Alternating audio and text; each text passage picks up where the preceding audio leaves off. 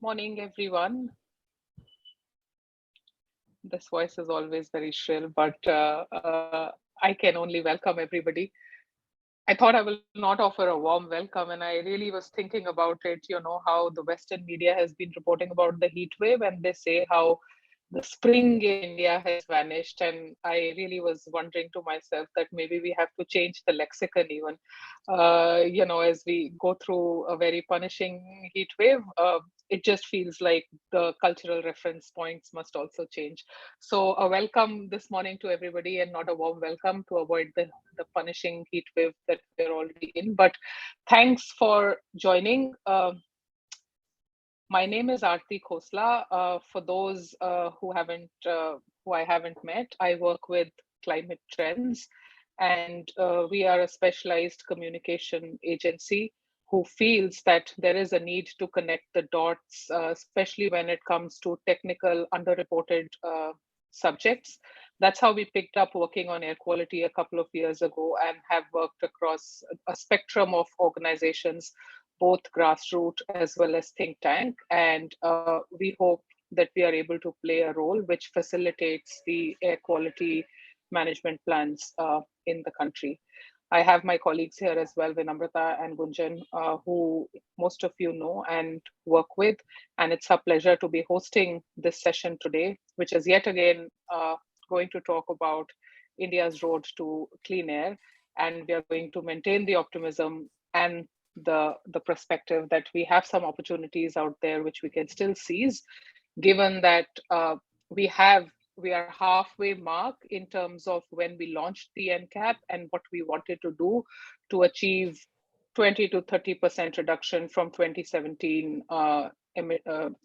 levels. And there are several interpretations on how far or how close we will go to that target. But as you all know, what happened is that the way, if NCAP is our only program, so to speak, to achieve robust air quality goals, then the knowledge network and the implementation arrangement that got created was pretty much the only robust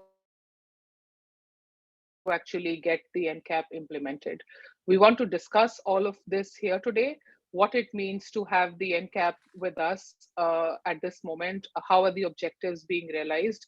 With just 2 years remaining to meet the NCAP targets, time is running out fast, but are we able to keep pace with all of that? We have sessions which are in three phases. In the first session, we will first have Dr. Bhargav talking to us and sharing his insights, followed by Mr. Ashish Tiwari, the Environment Secretary of Uttar Pradesh. We then have Professor Tripathi sharing his insights on what the progress has been so far and the opportunities for action. We have a panel then, which will have a lot of the practitioners, again, leading scientists and experts, who will talk about the institutional framework and from their perspective, how do they see the situation as of now.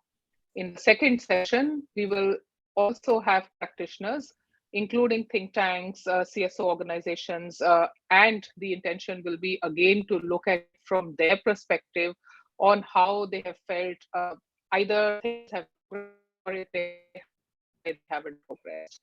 This is a session which is recorded. This is also a session which could be made public. If anyone feels that we need to have a candid conversation and it should not be recorded, please feel free to say so. And we are very happy to do likewise. But at the same time, I think we have created enough capability in our own ecosystem to talk about air quality in a much more open and candid way. So I hope we can continue to do that. Just a little bit of background on what we are going to discuss, through this session. Like I said, we will mostly like to gauge the engagement gaps, the challenges that are being faced to meet the NCAP targets and where we are. Just also in terms of how we want to focus a little more on the national knowledge network, which has been formed to deliver the NCAP goals.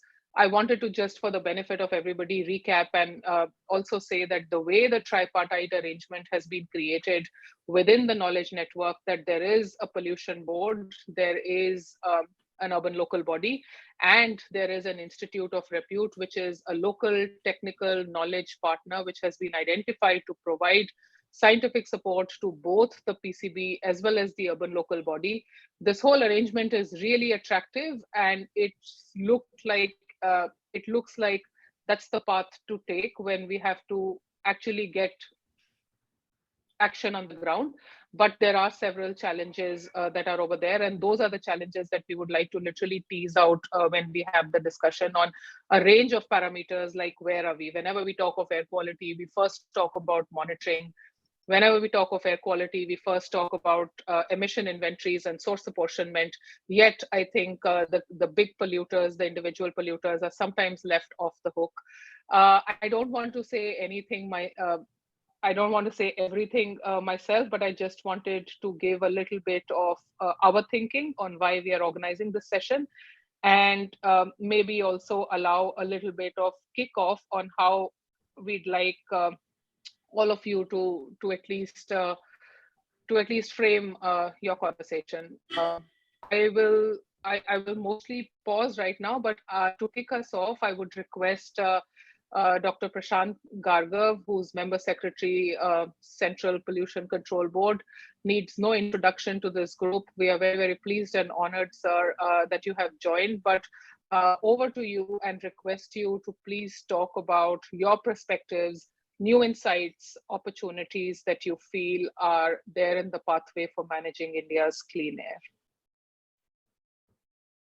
Thank you very much, Aarti. I hope I'm audible. Yes, sir. Excellent. So very good morning to all the distinguished panelists and participants. And I sincerely thank the organizers, Aarti and especially Professor Tripathi, for giving me this opportunity to share some of my thoughts and insights on the subject. Unfortunately, I'll not be able to continue in the entire discussion, though I would have loved to. But then I leave it to Aarti and Professor Tripathi to share the outcome of the discussion in the end, for our own benefit. If I look at air quality management efforts in this country, last 1 decade or so, there has been substantial change in our overall strategy, in the approach, in information sharing, in awareness, in making people aware, realizing that how important their participation is. So there has been substantial efforts and changes in our overall efforts to deal with this extremely critical challenge. Now, one of the most important change that we observed was the policy is being driven now based on science. There is more and more scientific inputs, more and more analysis of data, more informed decisions, whether it is in terms of setting up standards or technology or preparing action plans or prioritizing the sources that need to be tackled. So there's a whole lot of scientific community that is providing vital inputs for this policy direction. Second change in the approach, I would say, is that this is not considered only as a local or seasonal problem. There is a realization that the problem does not exist only at city level. It has wider geographical spread. And therefore, there's a discussion about airshed management. Under NCAP, also, you must have noticed that while we are targeting non-attainment cities with exclusive city-specific plans, at the same time, there are also plans at the state level. There are also plans at the airshed level. And there are also plans at different line ministries. For example, Ministry of Power, Ministry of Housing, the Ministry of Road Transport. They all have their own plans for improving air quality. While they have been working earlier, but mostly in isolation, mostly catering to their own mandates, while their activities, their actions had direct impact on air quality. So therefore, the National Clean Air Program, for the first time, talks about convergence of efforts by different stakeholders, convergence of efforts, convergence of resources. So this is the second, vital change that I see. I've been working in this area for almost 3 decades now, and I have seen the story of air quality management efforts in this country. But it's extremely, extremely positive change that we have seen in the recent years. Third important thing, what we realize that even at the ground level, there are better coordination efforts. Earlier, again, as I said, pollution control boards, they had their own mandates. They were primarily focusing on industrial pollution, leaving aside uh, the issues related to urbanization, the road dust problem, or the urban local body waste management issues. But now, at the local level also, there is a lot of convergence. So let me briefly talk about the challenges.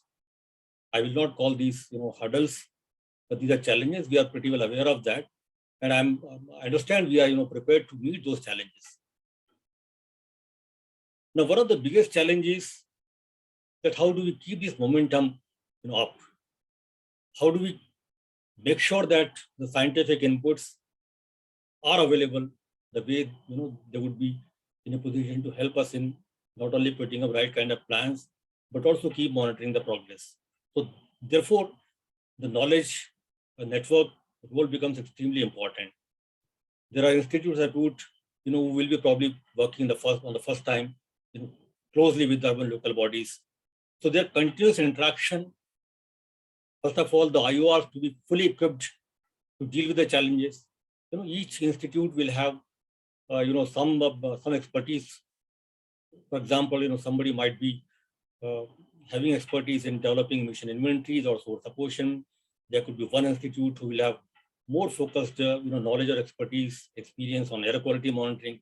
So how do we, develop these centers, either looking at specific areas of intervention, specific areas in the air quality management domain, or they could be well equipped to deal with all these different segments to be able to provide them right kind of advice to the urban local bodies. More frequent interaction, more frequent in terms of analysis of data, identifying the hot spots in the city, identifying critical time of the period.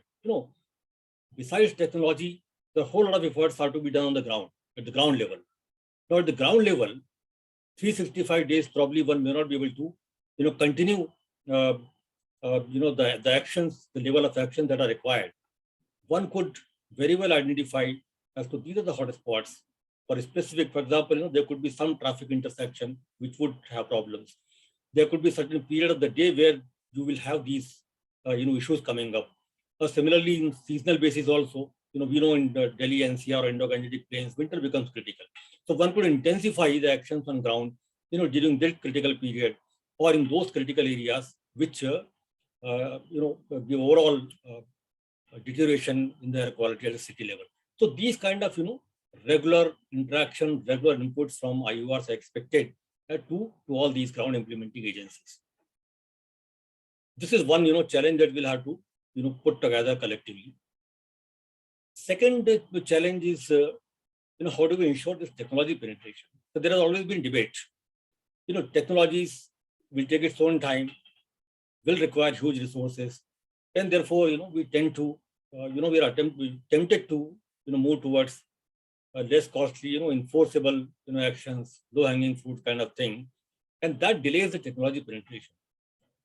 Looking into the enforcement challenges that we have, technology is the solution. Now, what challenge we face is how do we make sure that these technologies are affordable? This technology transition takes place in shorter duration of time. How do you fast track all these, technology transformation for a sustainable, impact to continue? Third challenge, I would say, is in enforcement. We have all these agencies who are working on the ground, and they have their own enforcement challenges. They've been working hard. But one of the solutions that again would be technology based, if you have limited resources, limited human resources, one should go for technology based interventions. For example, all of these cities will have a public governance portal, like we have in case of Sameer. Now the Sameer, enables any citizen to lodge a complaint, or if any polluting activities is noticed, that could be reported on this app. And then what this does is seamlessly automatic through an automated system, it transforms the complaint to the concerned agency. So everything is geotagged now.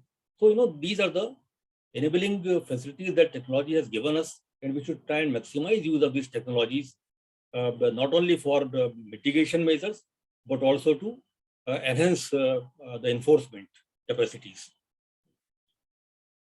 Last but not the least, there could be many challenges. As you work, you will find challenges coming up on the way, and then you always find solutions. That's how we have been working. The public participation. This is extremely important. Over the years, while there has been enough awareness created among the people, but still, we have to do a long in terms of making people that mere awareness is not enough. They themselves will have to come forward and participate. Avoid polluting activities, help the implementing agencies with information. So it has to be a public movement. There has to be a larger public participation, which is to be ensured. And therefore, the National Clean Air Program also has a very extensive, public engagement activities. Now, coming to this National Clean Air Program, as you said that we have come halfway, I just would like to, add 2-3 points here. One, of course, and I'm glad that you said that we should continue with this opportunism. I'm extremely, opportunity, positive person. So I believe that there is no challenge which cannot be overcome. There is no problem which cannot be solved. Only thing is we need to put the things in right perspective, plan it properly, make sure that it gets implemented. It's only a matter of time. Let me give an example of Delhi for that matter. Delhi is extremely complex, we all know, because of its location, and then especially during winter when the meteorology is absolutely not in our favor.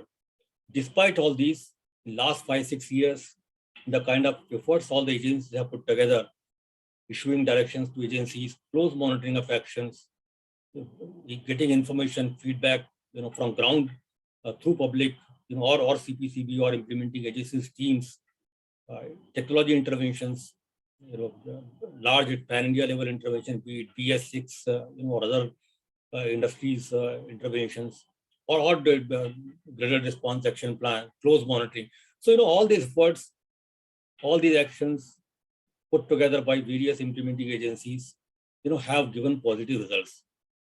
In last, if I compare with 2016 and 21, annual PM10 and PM2.5 concentrations have come down by almost 20-25%. That's huge. In 5 years' time, in a critical location like Delhi, if you have been able to achieve those kind of results, I do not see any reason as to why in other towns and cities, or in the years to come, even for Delhi, we should not continue to be on the path of improvement. So that gives some level of confidence that if you work together, if you work with very clear strategy, policies, and on enforcement on grounds, things will improve. Now, second thing about this NCAP, we have a very robust portal here.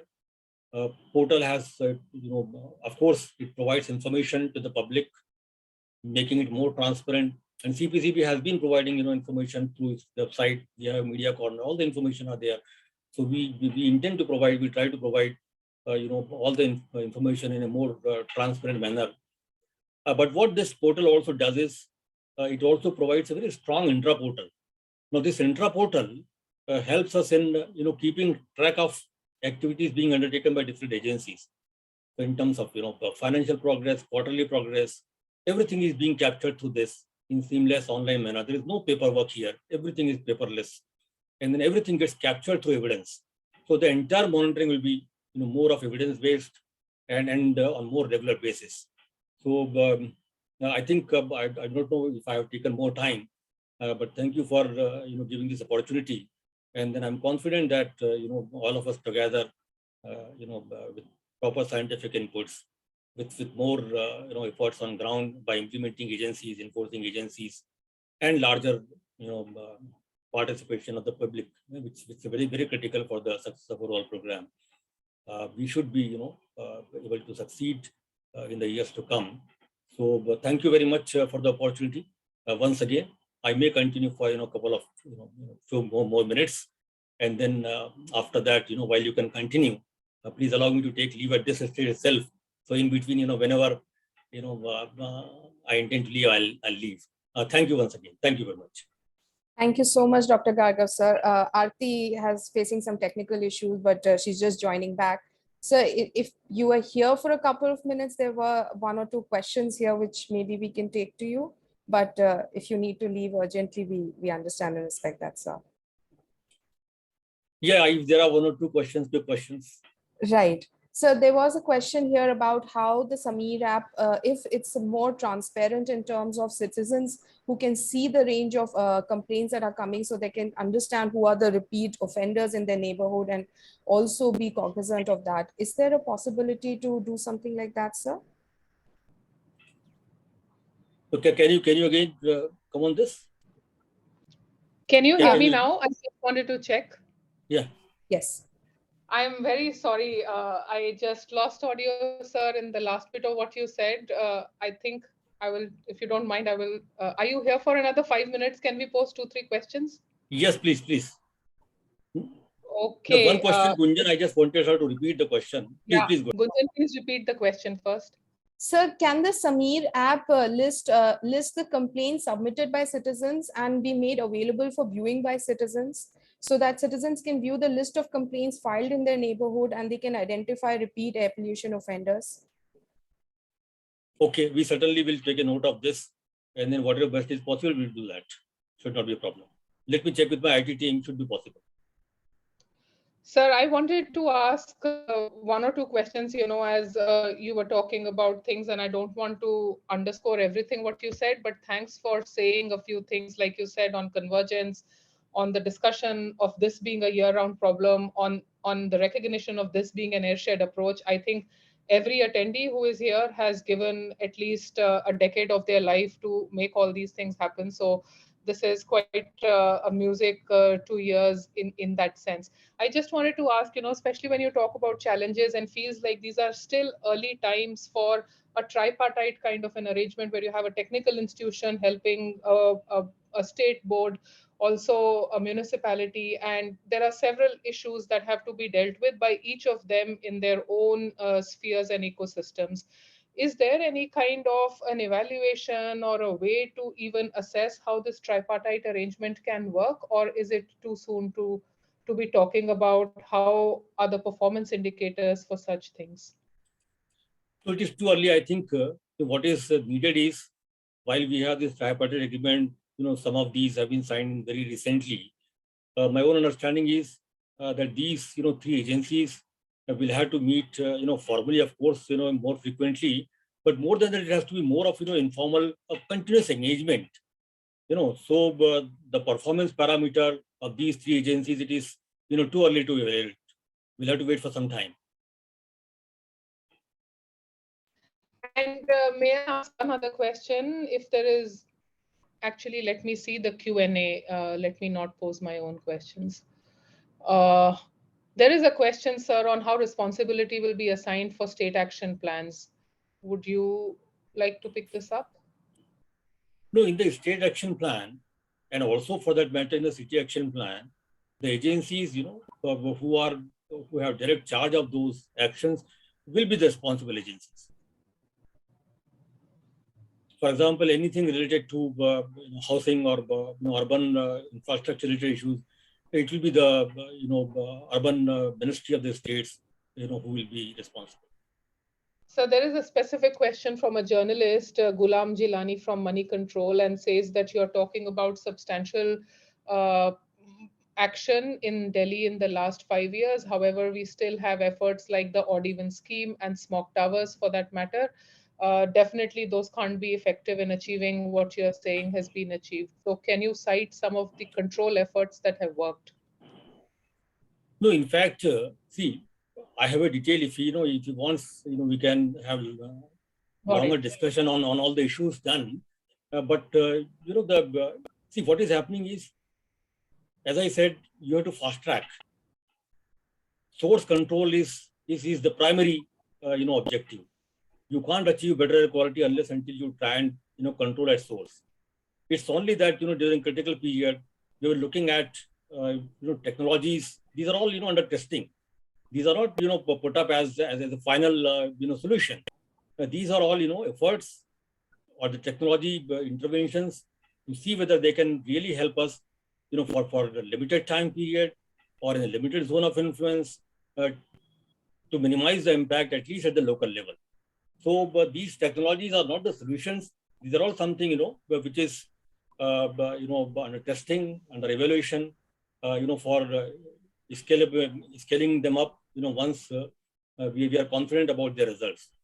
But there are a large number of efforts. One, of course, is, as I said, the pan-India level implementation in Delhi specifically. Not only BS6, the expressway, eastern and western peripheral ways, diverting traffics, and then infrastructure for waste management, which has come up, implementation of graded response action plan. So deploying more teams on the ground during critical period to control. For example, if there is burning taking place, how do we douse the fire in the minimum possible time? So there are a whole lot of actions. I will request the gentleman can come over, and then we can have detailed discussion.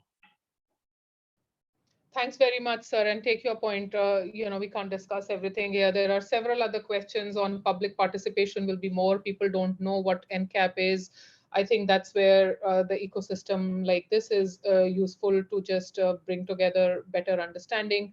There are also, I think, there are some questions mostly about, yeah, like India could not achieve the status in Namami Gange, and how do we feel we are optimistic? I think at this moment we have no choice but to be optimistic. But I'll No, let no, no, you. no. No, even on Namami Gange, while they'll get some information from the Mission Clean Ganga, but then in industrial pollution, Mr. Tiwari from UP is here with me.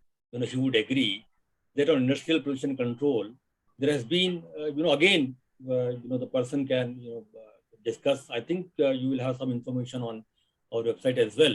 In terms of industrial pollution, we had worked out a detailed charter, industry specific charter, and there has been these are all evidence based documented information. There has been substantial reduction in water consumption and also wastewater discharge by few key sectors: pulp and paper, sugar, tannery, etc. And there is tremendous improvement in the pollution load also, especially from polluting sectors, as I mentioned these three. But there are again challenges, but it's not that that there is no improvement. Yeah, but we will share the data. Whosoever wants to share that information. Thank you. Got it. I know we are running behind schedule. We had put 10 minutes for this. We are 30 minutes down. So can I Uh, request Aarti to take leave if there are more yes, but questions? I don't want to push, but if you want to have the last word, you talked about Namami Gange and industrial pollution, and I only want to note sometimes in air pollution, we let the big polluters off the hook. Any last word on that? And I will not ask any question after that. No, I think every source is important, and we need to prioritize. We need to prioritize these sources. It's not big or small. The sector which is contributing most needs to be put on the priority number one, isn't it?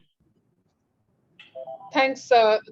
I think we will we will chew Professor Tripathi and Shri Ashish Tiwari's brains also on this Thank point you. on big polluters. Thanks very much for joining. Thank you. Thank you. Uh, And I'm logging off, please, if you permit. Thank you. Thanks. We'll right. Uh, Sorry for bad time management at the start. Thanks very much, Ashish Tiwari ji, for joining us. We've heard what Dr. Gargav had to say, and I think as one of the senior most officers in the state of Uttar Pradesh, which itself is not just the biggest and can literally compete with countries, uh, would like to have you take the floor now to take us through what the pathways are for a comprehensive clean air action plan for a complex state like Uttar Pradesh. Over to you, sir. Would you like to share slides or would you just be talking? Yeah, I would like to share some slides, very few slides. Right. Yeah, so good morning, everybody, and good morning, Dr. Tripathi. And if Dr. Gargav is here, then good morning, Dr. Gargav also. It's really a pleasure to speak upon the challenges upon air pollution, because UP is not a state, is a country, and is full of challenges. And we being as a team, government and technical institutions, Institute of Reputes, CPCB, MOEFCC, and maybe some civil society organizations also, we are fighting together for this, the big challenge. At the outset, I need to say that we must understand, based upon the global scenario on and global interventions on air pollution, we must understand that it takes really some time to reduce the air pollution. We are at the heart of Indo-Gangetic Plains, which is by anthropogenic activities and by climatic and by geogenic activities is very much polluted. Had we been near the sea coast, I think the pollution would have been that much of a problem. Take for example take for example the city of Mumbai and city of Chennai. They have diurnal airs flowing across. So that is why, despite their traffic jams, etc., the problem of pollution is not that very serious. So we have a geographical, you can say, challenge also, but definitely whatever challenge we are having, we are facing, and we are designing strategies for that. I would like to present before you the kind of strategies which we are bringing in for the state of Uttar Pradesh. But I must say that with only state of Uttar Pradesh cannot do anything, because you all know that UP being a pioneer state with respect to airshed approach, I think no state has thought before UP for airshed approach. And now at least we are very happy that we are almost through with a very robust airshed based action plan for UP state. Our strategy is in three compartments, you can say. One is planning, second is governance, and third is, of course, the resources. We must have resources. We made a kind of an assessment of our city action plans only. We need resources throughout the state, but I am talking of city-based action plans only, which have only 30 to 40% resources available for implementation. So resource is also a big challenge, and you must have seen in the media that UP has got a major breakthrough so far as the resource is concerned. We are trying to bring in a UP statewide clean air management project on airshed approach, and that will be supported by many agencies, including the World Bank. So with this background, I would share few of the slides, not very detailed ones. Sujit, can you help me to share the slides?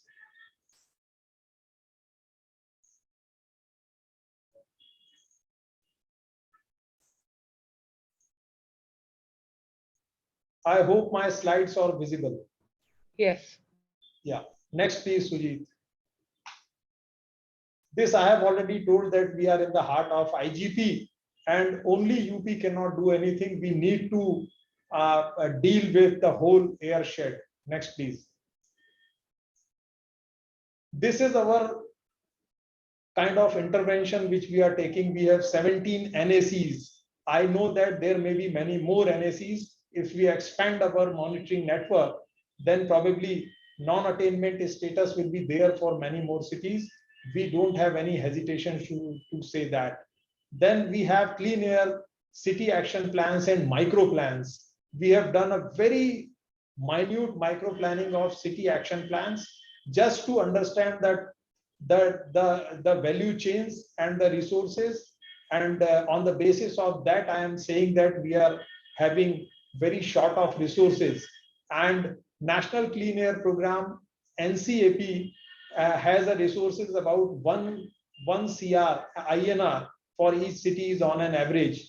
You can understand. But if we take into account the convergence, etc., then the resource comes out to be about 30 to 40%. Then GRAP is also the seasonal approach. The GRAP modification by CAQM, you are only aware that this year will be taking on the basis of that.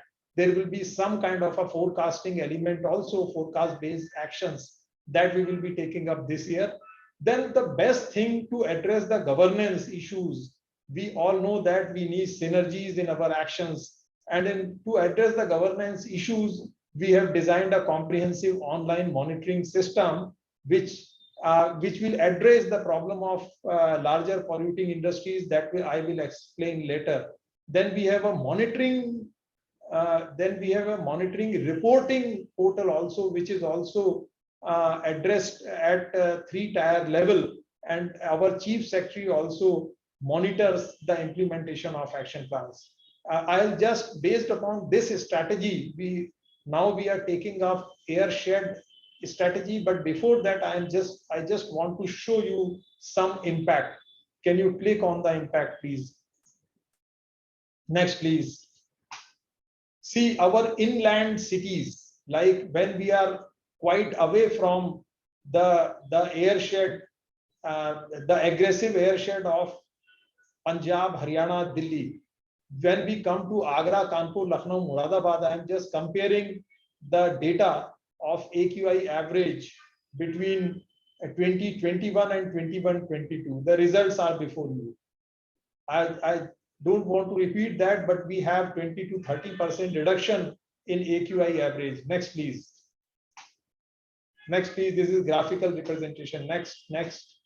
Yeah, then we come to NCR region. There is a decrease, but whichever city is close to Delhi, the decrease is not that much. We have similar kind of actions, but definitely the NCR has to be, we should not say NCR. Every time people say NCR, but I always say that we should talk of airshed NCR. NCR geographical boundary does not mean anything. We should have been talking about NCR airshed, which may be different from geographical boundaries of NCR. So there in NCR also there has been a reduction. Next, please. Next, please. The number of good days also. There has been a significant improvement in number of good days in Agra, Kanpur, Lucknow, Moradabad, Varanasi. Next, please. In NCR also. Next, please. Next, please. Yeah, there has been a significant reduction in number of good days. Barring Ghaziabad. Ghaziabad has few challenges. We are looking into that. You can come out from this. Next, please. Now I am coming to the airshed approach. Next, please. Next, please. On the right side, you can see that the global practice, the global interventions for reduction of air pollution. Beijing, China did 40% reduction in 5 years, 2013, 2017. But China is not a democratic country. I should upfront and be saying that Mexico City did it some 73% in 25 years. Santiago, Chile is 61% in 22 years. Seoul, 35% in 5 years. Ulaanbaatar, 64% in 6 years. Bangkok, 13 years, 50%. On the left hand side, you can see our target. If we adopt airshed approach, then probably we need to be coming by 2030 around 40 to 43 microgram per meter cube of PM 2.5. But our target, we have set a target of 35 microgram per meter cube of PM 2.5 annual average. That cannot be achieved if we adopt similar interventions in IGP states. Next, please. This is our vision for 2030. We must have a vision and we should work collectively for this vision. Next, please. There will be co-benefits of reducing air pollution. I am not going into details of that. Next, please. This is a very important thing which has come out of our airshed action plan. The maximum impact is coming from the like unclean cooking. So clean cooking interventions we are taking up in a big way. Second, the saffron part of the bar says that reduction through cost intensive measures. Cost is a major challenge. So we are prioritizing our interventions on the basis of cost effectiveness also. So municipal solid waste, trucks and buses, municipal solid waste recycling, steel and cement production. This is how we have designed our strategy. And definitely we would be attempting upon low hanging fruits first, so that the desired results comes in very fast. Next, please. Next, please. This is our timeline for the project, not going into this detail. Next, please. Then the issue of governance, lastly, which I would cover, the governance issue. See, there are 19 departments and agencies who are implementing the action plans. We also feel that the coordination and synergies in action is not to the level which it should be. So we have understood there has been a 3-tier monitoring structure, but we need to have a very robust air pollution source monitoring. And I am very happy Dr. Tripathi is with us. He is a visionary scientist. He is working on air pollution source monitoring, very comprehensive, robust system. I will just give you an example. If an air polluting industry has switched off the air pollution control device, or there is some operational problem in the air pollution control device, Mr. Tripathi will place a smart meter in the sub-circuit of APCS of that industry, and from remotely we can see that the air pollution control system is not working. I mean to say that we need to have a kind of a paradigm shift from physical monitoring to virtual monitoring, and which is to be very, very transparent. So we are, as a state, we are having large number of pollution sources.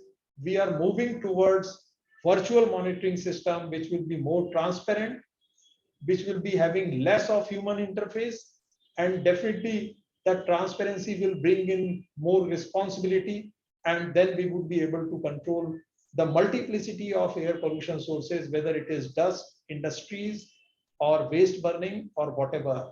So I have a presentation on governance issue also, but due to paucity of time, I am not doing that.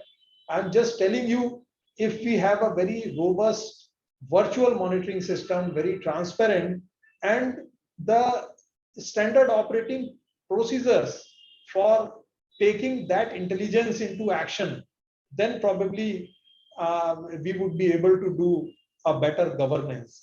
So with these words, I respecting the value of time, I take myself out at this moment, but I am very happy. I congratulate Climate Trends, Dr. Tripathi, and all participants that we are. One thing I will say, that synergy is needed with government, because resource comes from the way of civil society also. I have seen many civil societies, they are working for the same work. 2 civil societies are working for same work in the same area. And if the government is working somewhere, the same thing civil societies are working. So we need to like respect taxpayers' money, and we need to divide works amongst us. And definitely I should say the civil society must help us, the technical institutions must help us where the government can't reach out. Wherever we have critical gaps, I think if you come forward and support the government, then probably the synergy between different you can say different actors can be achieved as desired between different department agencies of the government. With this word, thank you so much. Again, I am congratulating Climate Trains and all participants, and I would be very open if somebody gives us a good idea and a good concept to reduce air pollution. We are a country, we have to work together. Thank you so much. Thanks very much, sir. And I cannot just underscore the point that you made about one voice. Those of us who have worked in the environment movement for many years know sometimes the challenges of civil society itself to act divergent when really the need of the hour is to converge as much as possible. Not just converge with each other, but also converge with other apparatus in the ecosystem, including the legislative as well as the policy makers. And that's a point very well taken. One thing that you also said made I'd like to talk about a little bit more. I mean, you stressed about the resource challenge. You talked about some of the positive aspects like the cooking, the clean cooking interventions. And I wanted to ask, I mean, whenever, a state like Uttar Pradesh is in discussion, normally one thinks of large polluting industries. What is the effect from there on pollution? Are we measuring enough? Are we releasing data of continuous emission monitoring and so forth? I know all these questions come up in civil society conversations. Some of the states don't have real-time continuous emission data still out and available publicly. Is there something to be said on that aspect, or what can be done concretely there so that even that aspect of big industrial like stationary sources is also tackled well? Yes, I think your voice was broken, but I have understood the contour of Sorry. contour of your question.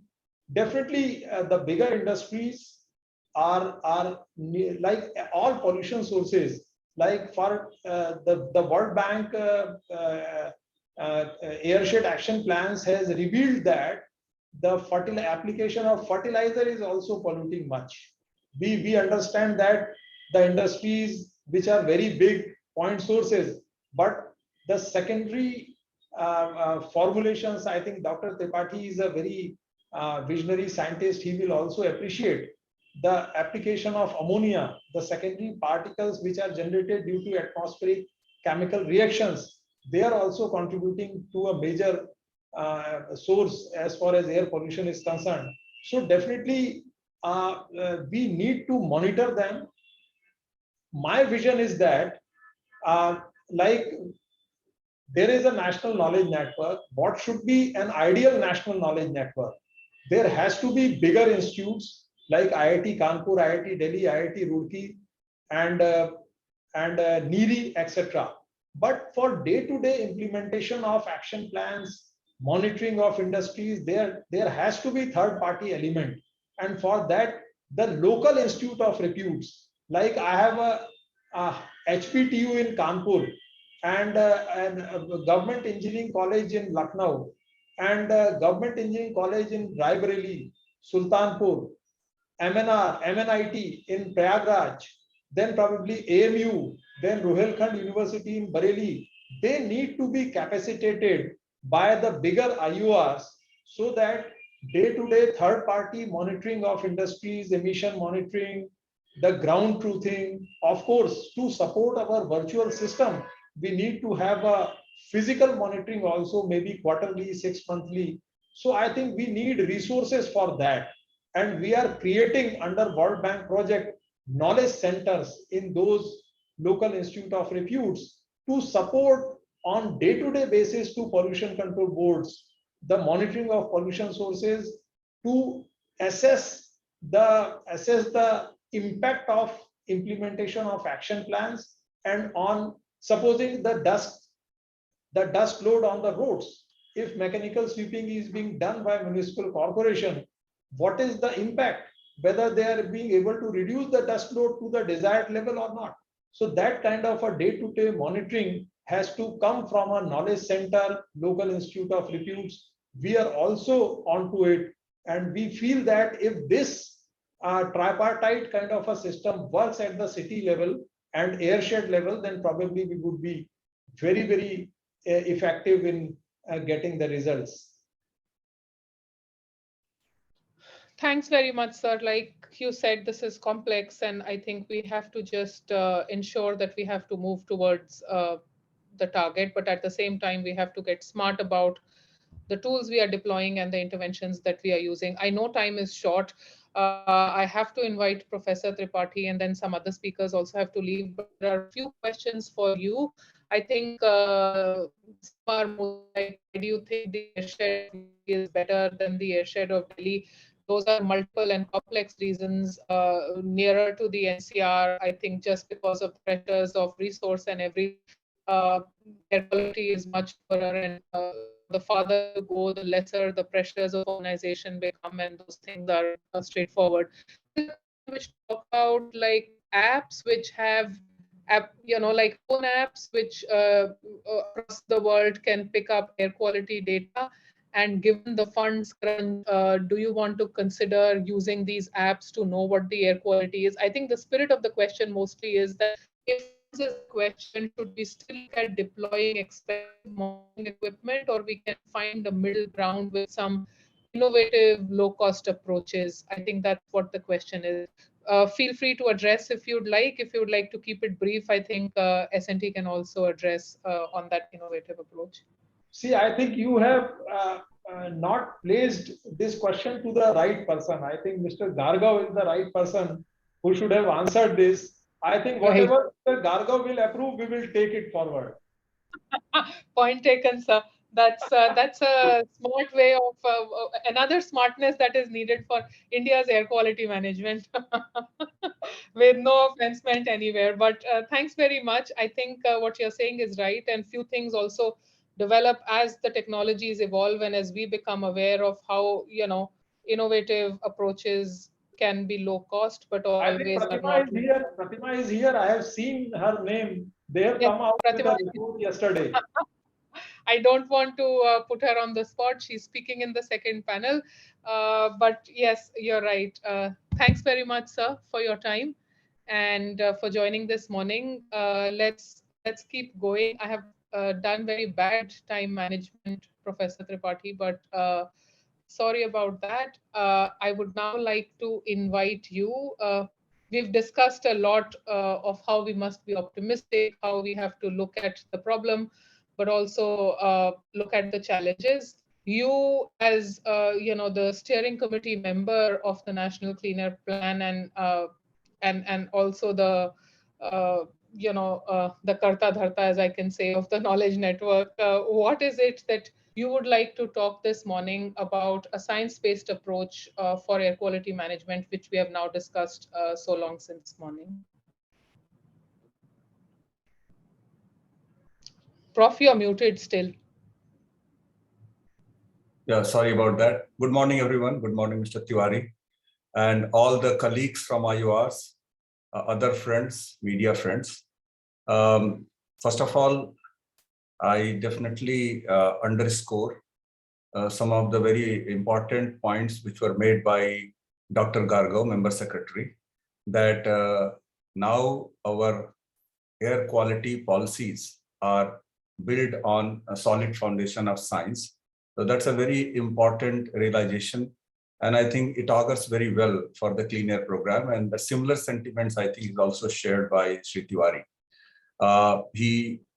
I think he quite rightly gave the way the air quality management has evolved in the country. And he also pointed out that some of the good things which have happened. For sure, I don't need to repeat it. He himself said that this all needs to be expedited, fast-tracked. That's a very important, and that's where I think Ashish Tiwari wanted to talk about the issue of governance. He had a slide, he didn't have time. Maybe you have shared some more ideas on that.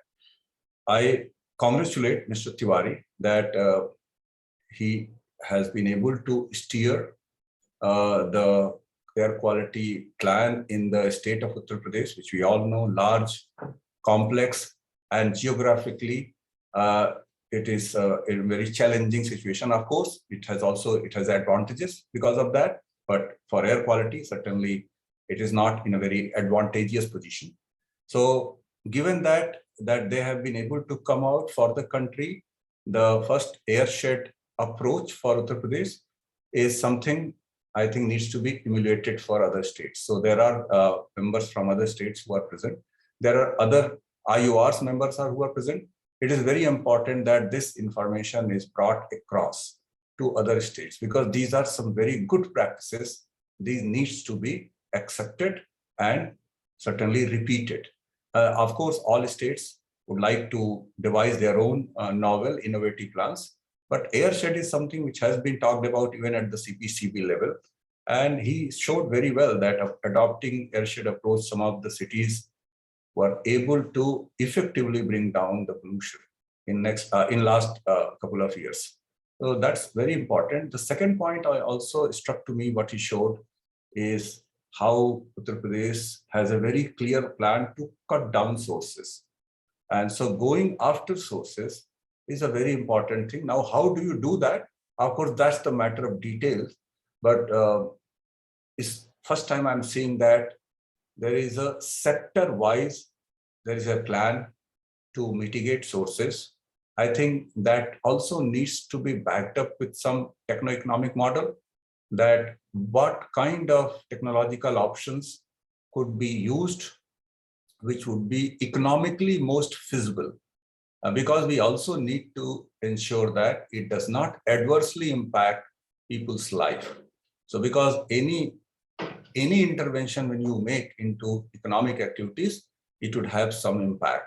So this is very important, and that is, I think, core of sustainable development. I'm sure he and his team members certainly must be taking care of that. But definitely kudos to both of them. I would briefly, because already I think I would kind of assist you in your time managing pursuit, to say like that. So I'll be very brief. Probably I have 2 or 3 points to make.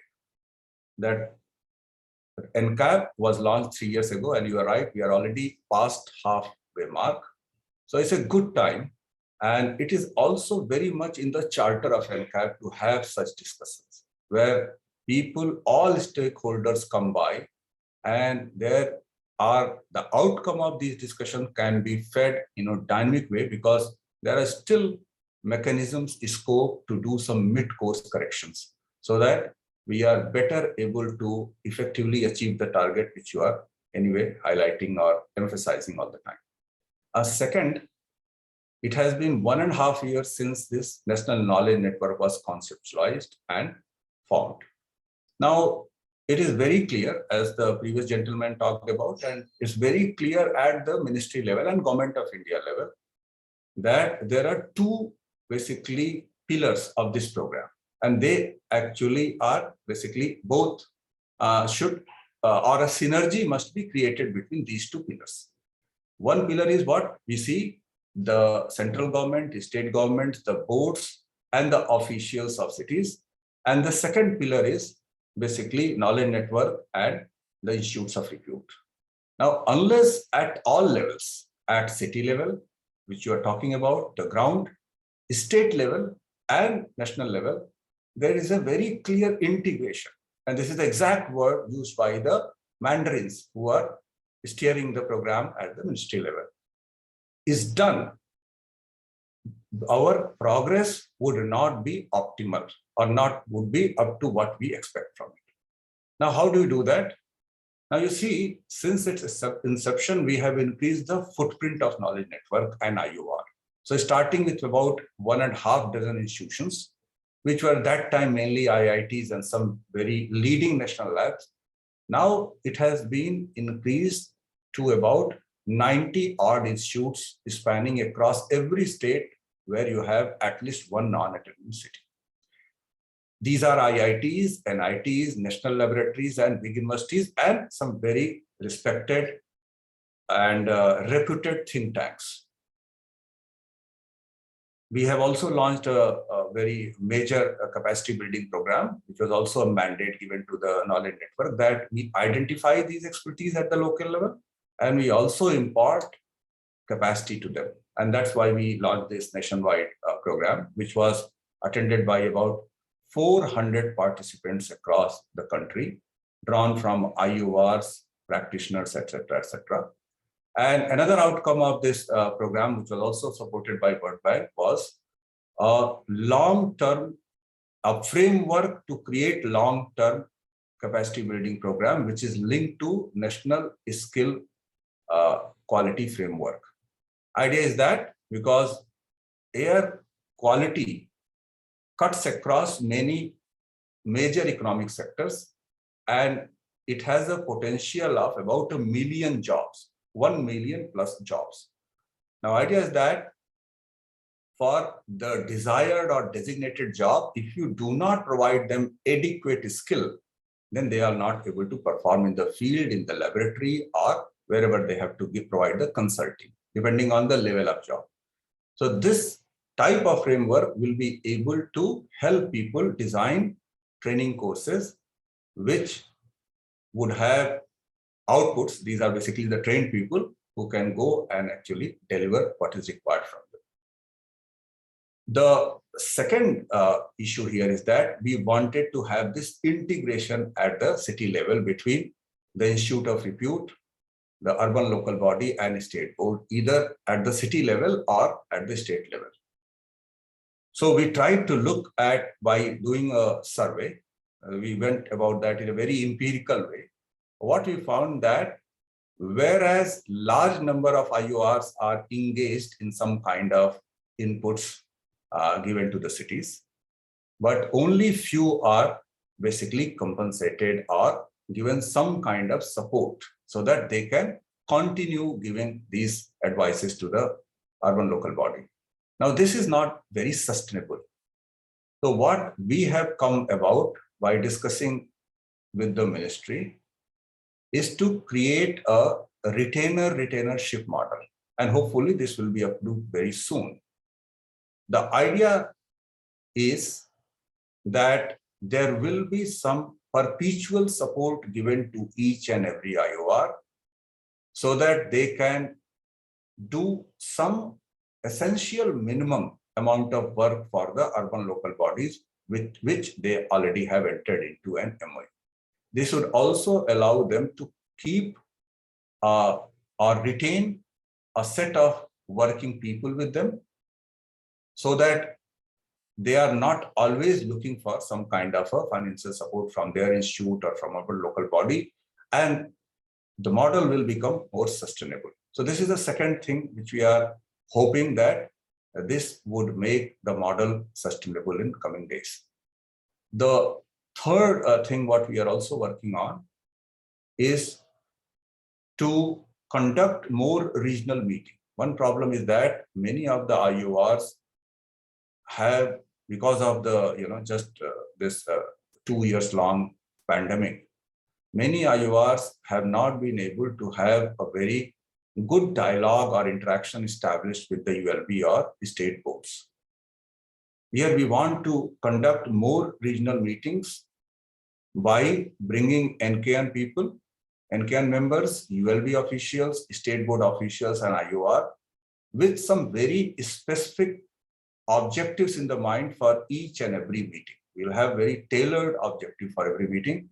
Idea is that we want to also identify that what are the actual gaps which is prohibiting from having a very active collaboration established between IOR and the urban local body, or IOR and the state pollution board. And these meetings, you can say that it already has now started, it's more pan-India, but we are going to have more in-person meetings soon in every part of the country. Third and important thing is that the MOEFCC, which is the nodal ministry for NCAP, is also of the opinion that some very innovative proposals which are aligned with the NCAP objectives and goals can be shared with NKN generally in collaboration with NKN constituent or partner, and one could form even a consortium. And after due vetting, ministry is willing to give due consideration for providing funding support, certainly after doing the due diligence. So these are a couple of things which I thought I would share, which we are thinking to make this partnership between NK and IOR and the state board and the urban local body more cohesive, and so that we can some way catapult our overall actions and reach the targets hopefully by 2024. Yeah, thank you. Thank you very much, Prof. I think you addressed part of the challenges, part of where the NKN challenges will be by already offering these 3 points that you said. And if I could just talk about them in other words, then I think what you said essentially means that even the way the ministry is open to look at some kind of innovative models which will fast track progress towards air quality goals, that's quite a welcome step. And I think given that when you look at how the IOR ULB state board structure has worked, given that so much emphasis in our country is even given on things like monitoring, even then it feels that there could have been better monitoring even in some of the places where the tripartite arrangement or the MOU between the three bodies was signed. And a lot of the experts have spoken for a long time about having those kind of hybrid approaches. So I think if I can use, if I can loosely think that you alluded to just more innovative technology, which is not just very expensive, but also cost effective and resources a crunch, then that's one really positive thing to look at. But also the point that you made about midterm course correction is a good one. And I think to that extent, a lot of the practitioners, I hope, will talk about the real challenges that actually lie in figuring out how to even work together. It's not easy given our setup. Like you said, there is the center, the state, and the officials of the city on the one hand, and then there are technical inputs that have to come from whoever is the knowledge partner, so to speak. And just the convergence is not an easy thing to find. And third of all, like you said, a retainership model, again, in a situation where the rubber hits the road only when you have finances available and funds on the table to move this. I think every participant here would at least agree that very limited funds have literally moved to the knowledge partners in the end to actually enable that kind of work, which is where the biggest problem also lies, just in terms of resource crunch. So I think a lot of what you have said, although you were brief, has quite emphasized on the inadequacies that the NCAP plan still faces. But now, anyway, we are quite late. We have 2 sessions now. In the first session, the idea really was to talk a little bit about how the institutional framework has worked so far. So everything that you have said, but to place it in the context of where clarity is still lacking, what is the part we would like to discuss in a detailed protocol that has been created, which means you have a ULB on one hand, you have a PCB, and you have a think tank or an institute of repute. Many MOUs have been signed, but there is still a general perception that there is both lack of clarity in terms of what needs to be done, sometimes by IORs, and also oftentimes by IORs, also a feeling that there is lack of funds. So one way to address this is that also figure out what the IOR experience has been and what are the things that need to be emphasized.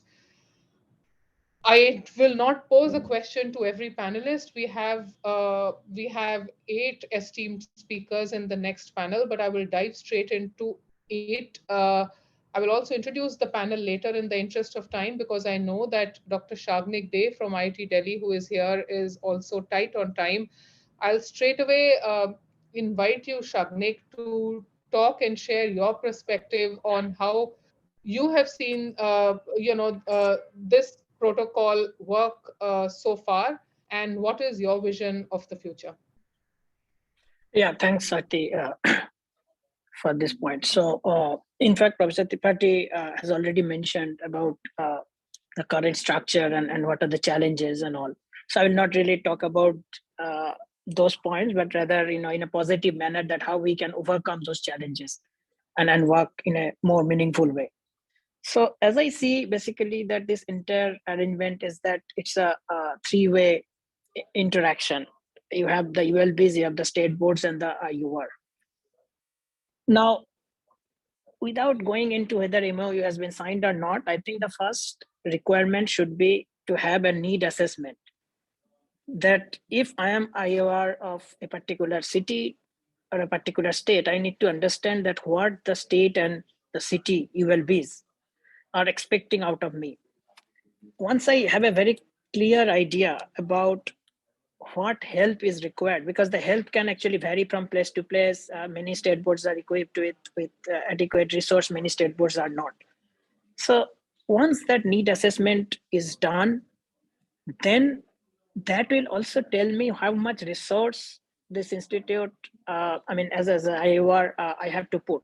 For example, for certain work, like if we're talking about carrying out source apportionment, traditional way or real time using the advanced instrumentations, then a lot of fund is required. But if it is something else, then with minimum resource also help can be provided to the ULB and the state board. And in that way, my thinking is that some of the IOR, not some, in fact, all IORs can engage MTech or PhD projects in a way that some of the project outputs actually directly lead to the results that actually will be very useful for the state boards or the ULB to implement. But obviously, as I said, like in many cases, fund may be required. In that case, obviously there has to be an arrangement, who will provide the fund and all. The other important point is that what I realized working with some of the cities and states is that all the states, in fact, require a proper framework to track efficacy of the intervention measures, what's working, what is not working. And um, in that directions, actually, what is most important is to do this airshed approach that Mr. Tiwari was talking about. In fact, we are working with World Bank and YASA.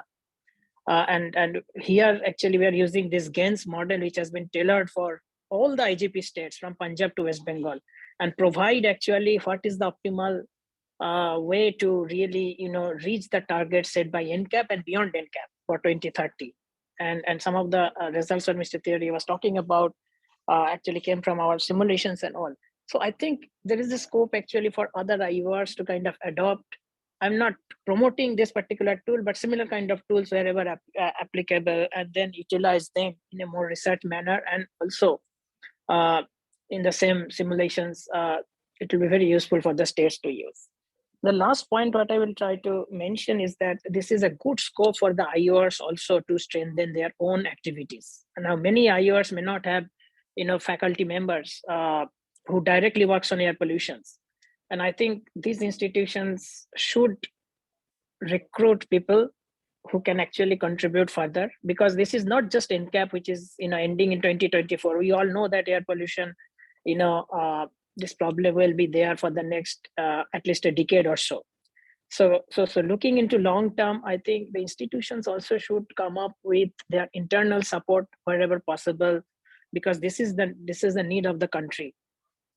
So I think these are some of the things I just wanted to mention. Obviously, all this will come up if we can have a very good need assessment in consultation with the state board and ULB to understand the technical requirement, resource requirement, and then basically plan for the next couple of years how to go ahead. Yeah, over Thanks, to you. Agni. Can I ask one simple question? I mean, once the MOU is signed and there is an expectation that the IOR will provide knowledge-based support, is there really a need to even identify something like a need assessment, or that doesn't happen logically and naturally? No, I mean, see, MOU is kind of broad. I mean, that's a good thing that, under that MOU, you can actually sort of orient your own activities, right? But as I said, the need may be different, right? Some state boards or some ULs may be adequately may have adequate resource and all. So we need to really understand exactly where we need to help the state board and ULB, because the MOU obviously facilitates that process. But what I'm trying to say is that, I mean, obviously, if the IERs have to help in all aspects, then it's a very cumbersome process. Now, where is the priority of the ULBs? Are they looking immediately for emission inventory development, for example, or source apportionment, or beyond that? So accordingly, then you can arrange your resource and all. So I think need assessment is very, very important. Understood. So what you're saying is not just have a general statement of intent that we will be working together, but also be able to define what the municipality should be able to ask for and the institute should be able to deliver. But Yes. the one question that I also want to ask is, because I know you will not be here for the duration of the rest of the session. I mean, you talked about the World Bank and ISA type of technical projects, but actually, if you ask many of the IORs, money hasn't come to them. They haven't received any funding, and in the end, that's where a lot of the logjam also happens on just funding not available. Is this just a theoretical concept in media, or is there better routing of funds, and that can be a smooth process? Yeah, so I think because of this funding requirement, in fact, there is this discussion going on to set up an air quality action forum where the IURs or the NKN will be one pillar, but then the other pillars should be corporates, philanthropies, both national and international, and government and various other things. So the idea is that if we can also explore funding outside the government, maybe from the philanthropy or the corporate sector, very specific, not for research, but what actually can help in implementation of some of these action plans, and so that some of this fund requirement can be addressed there also. And I'm sure anyway the discussion is going on with the ministries and state boards to find a mechanism of funding. So I think we have to explore all these different options and keep it open. Yes, I hear you on that point. I mean, given also the interest of international philanthropy on not just air quality, but also adjacent subjects like clean energy, clean technology, etc., it just seems like there is a lot of ground to be covered over there in actually making some of those projects real, and bringing in some kind of greater philanthropy interest, which is pretty much always on the periphery. But I think we have to bring everybody into the ring.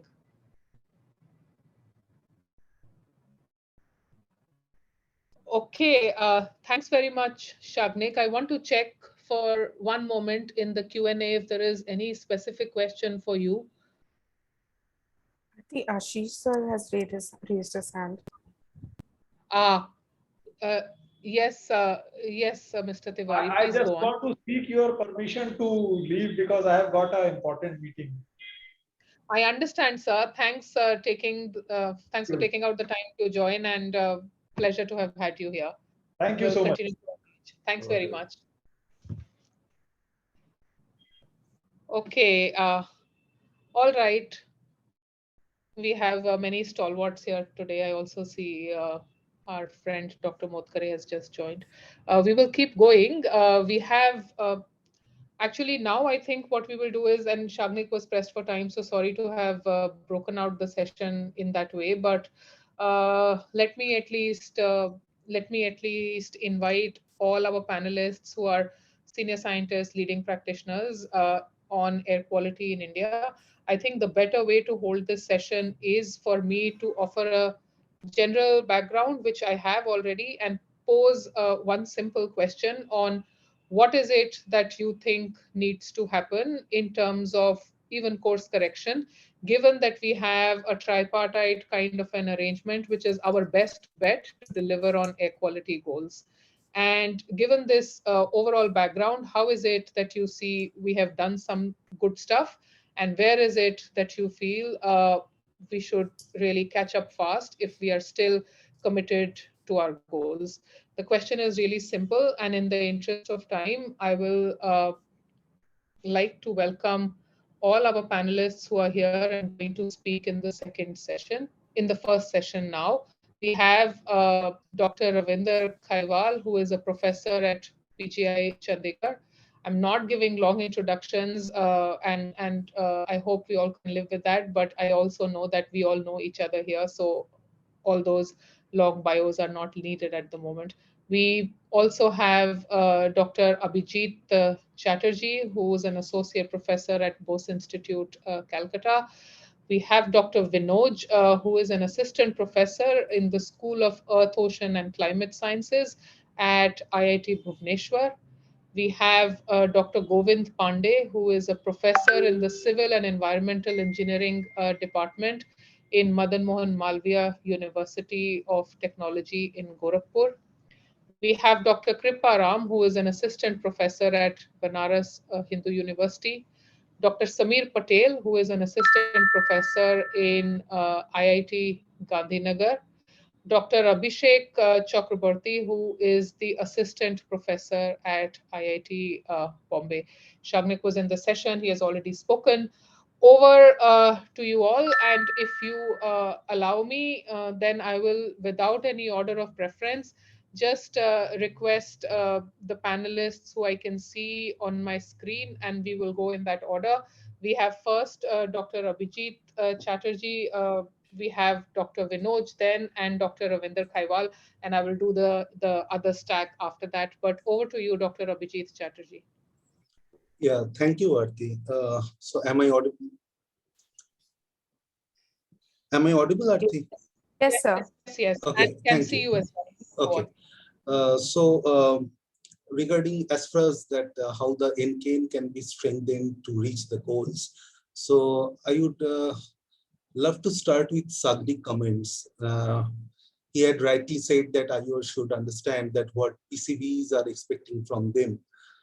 It is true, it's true, but at the same time, it is also true that IOs should understand what are the new avenues to be opened up in front of the PCBs and urban local bodies towards air pollution mitigations.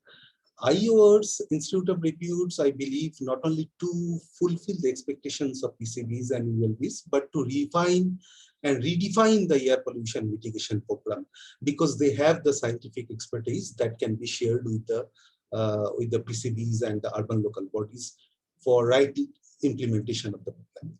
Okay.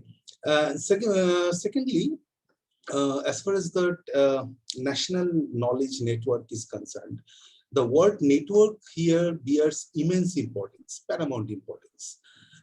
Yes, it is true that air pollution is a regional issue in India and cannot be generalized for the country like India. But it is also true that the cities located in different parts of the country may have the same air pollution issues and scenario. Okay, so therefore the steps taken for mitigating air pollution for a city, for example, in Western India, may be similarly effective for the city, for example, in Eastern India. But here the problem is the steps taken by, for example, Sagnik sitting in Delhi or Ravindra sitting in Chandigarh remains sometimes unknown to me sitting in Kolkata. Okay, so when we are running for mitigating the country's air pollution, so we should work together. Again, the word together bears paramount importance here in this context. So therefore, this NKN should literally be, I believe, a network in true sense. Okay, so therefore, I would suggest conducting some NKN group meeting, maybe once in a 6 months or so, especially with the IORs, where each of the IORs would be aware of the activities of other IORs at other parts of the country. So this would help in turn, this would help us to refine, to modify, rethink, or rephrase of our own activities. And even we can adopt the same methodology to implement here. Okay. Thirdly, I would like to point out that IORs and the respective nodal faculties for the respective states should be extensively engaged in the calibration of samplers and equipments, because I believe the calibration is the main pillars of this huge endeavor. Once calibration remains unchecked and not done periodically and properly, the NCAP is meaningless. We need to ensure that the data is data, because the right and the good data is everything and the main pillar of the NCAP. So the data is everything because the entire endeavor is dependent on, and the public is being either panicked or comfortable. So, and I believe that IORs and the nodal faculties, they need to be involved in such calibration process extensively and seriously with great responsibility. And I think why can't we think of a central calibration center or central calibration facility for this NCAP program, where IORs and the NKN would lead this facility or the center thereafter. Fourthly, some of the institutes might have been given the responsibility for emission inventory and source apportionment studies for some cities. But the activities conducted by them should be updated on regular basis, I believe, with the NKN group. In addition, regarding the source apportionment studies, I think I would like to point out that experts should come out with some deeper insight into the atmospheric chemistry. Like Mr. Ashish Tiwari has pointed out that ammonia is one of the major culprits for air pollution. That's true. Because if you go to the literature, you can find several papers that the ammonium chloride itself and the associated liquid aerosol liquid water is highly responsible for building up the haze in the city. So studies should be done, especially the source apportionment studies, in addition to the state-of-the-art components of particulate matter. Okay. Next, I would like to point out that IOR should be involved actively in all the activities of urban local bodies like municipal corporations or municipalities. For example, personally, I am actively engaged in framing the policies, city action plans, micro plans, etc. And every details of their activities related to air pollution, like when, where, and how the water sprinkling would be done on the road across the city. Okay, so because finally the plans proposed by the institutes and the experts need to be implemented by the urban local bodies. And I have also recommended a few months ago for daily basis, mainly in winter, the manual surveillance, word-to-word level. If there is any open burning or malpractice in construction and demolition dust over any construction site, they would immediately inform the local police station as well as the pollution control board, where some cell may be opened up exclusively for NCAP, even in the police station and in the pollution control board. Okay. Next, I would like to point out that the studies that we conduct on air pollution from our own research mandates need to be shared regular basis with the state pollution control boards and the urban local bodies. For example, from my own study, where I observed that that the solid waste and the biomass burning dominated over the fossil fuel or vehicular emission in Kolkata in recent past. So accordingly, it has been suggested to strengthen the solid waste burning monitoring over different pockets of the Kolkata. Okay, and Kolkata police has been requested to conduct some drone-based monitoring of such activities. So such kind of studies, wherever we are coming up with these kind of new studies or new findings, that should be shared up with urban local bodies and pollution control board on a regular basis. And lastly, I would like to tell that most of the IORs are not being given the financial support, as Professor Tripathi said. Like I am conducting studies, attending meeting at several ULBs, actively engaged without any financial support. And that support from the Pollution Control Board or ULBs or Central Pollution Control Board is indeed needed to act as an IOR, because there has to be a financial commitment to get engaged in NCAP, because we are devoting our time and effort to NCAP, even with high research and academic loads. So, however, happy to hear that Professor Tripathi has put his best effort to do the same with the ministry. That's all. And finally, I would like to say that if there is a political will, NCAP would surely be able to see the face of success. Thank you.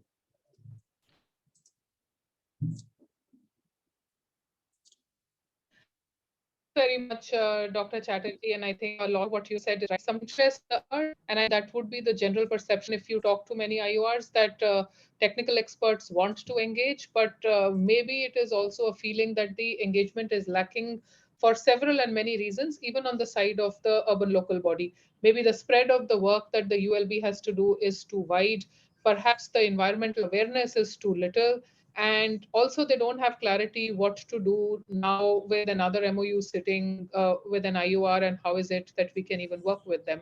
So I think it's also then the question of how also figure out for the ULV on what they are supposed to be doing as part of this, because IORs are sitting on a ton of knowledge and can continuously and regularly impart that knowledge, but there has to be right apparatus to even extract that knowledge on the other side. I'll invite now, I see Dr. Ravinder Kaiwal here, and in the same spirit of question, Dr. Kaiwal, just, you have been really active on the health side as well. You and your institution have done some very good work, even with MOEFCC, and actual understanding of the rationale of health when we talk about air quality. How do you see why the engagement is different when we are looking at effective implementation from local authorities? What is it that the NKN should do more?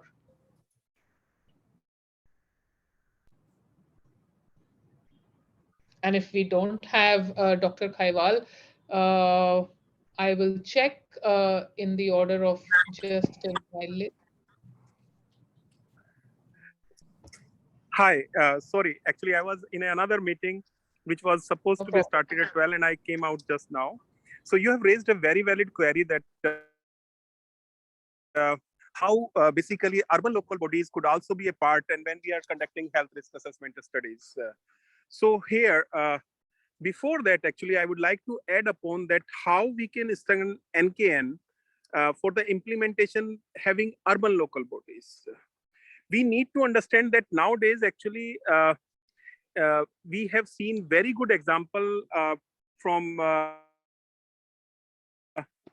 Dr. Tiwari, UP, where we are seeing there is a reduction in air pollution through integrated approach.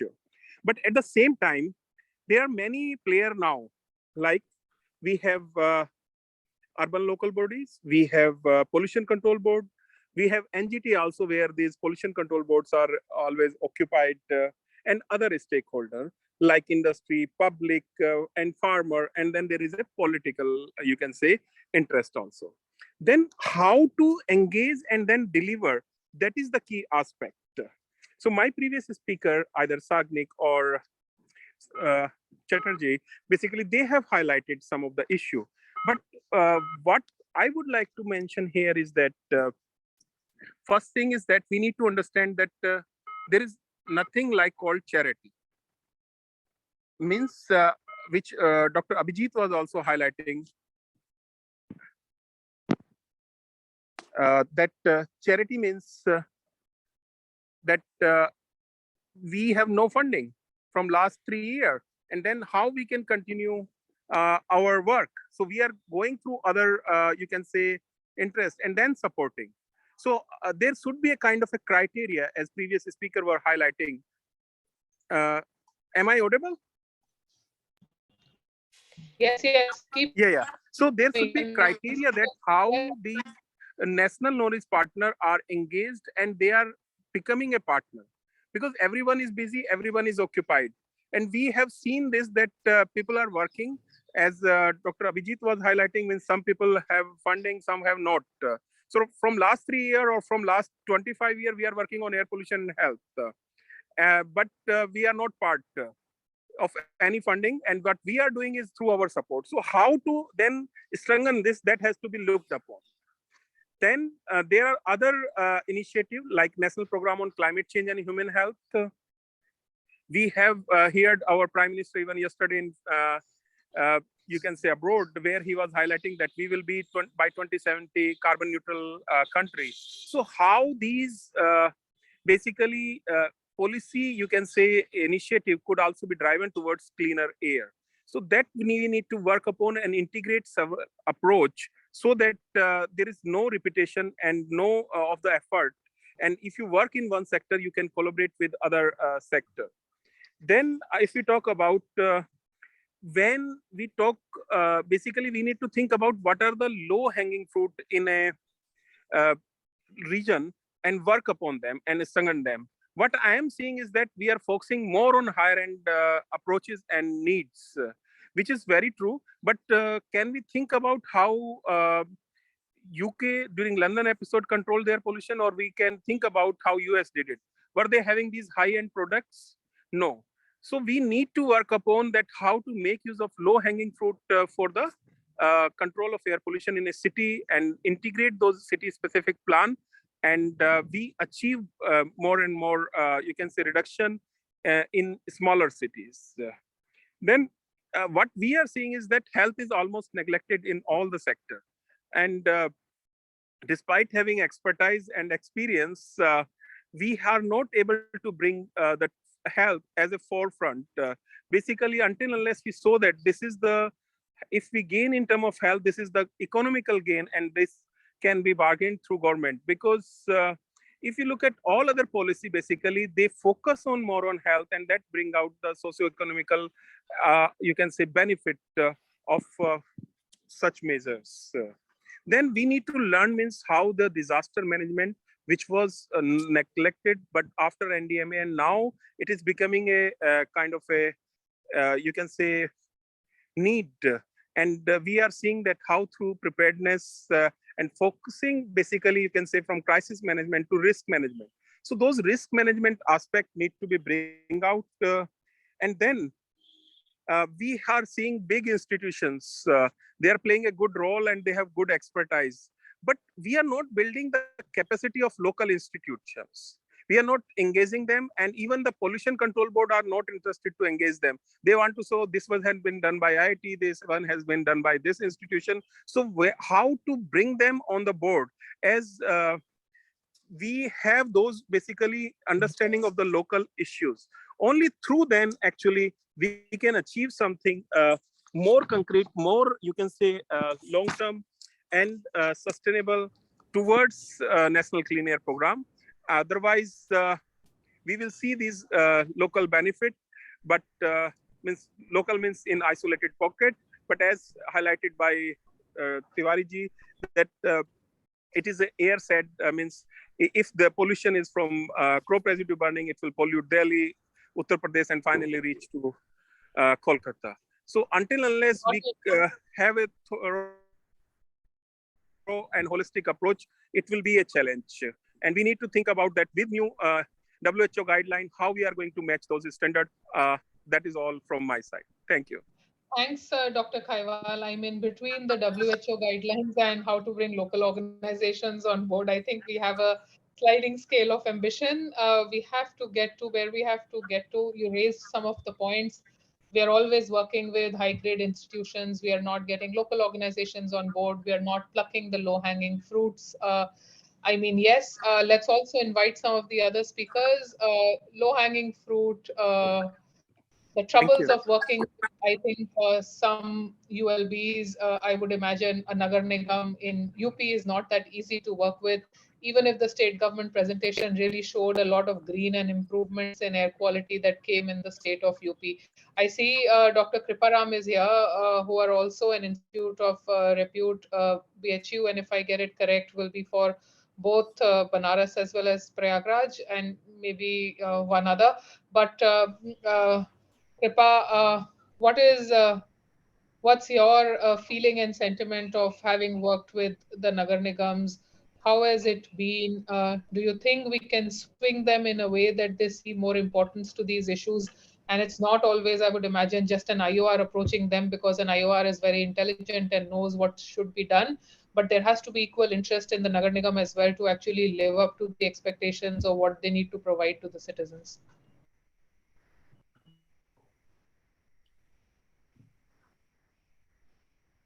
Yeah, thank you, Aarti, and good afternoon, everyone. Am I audible?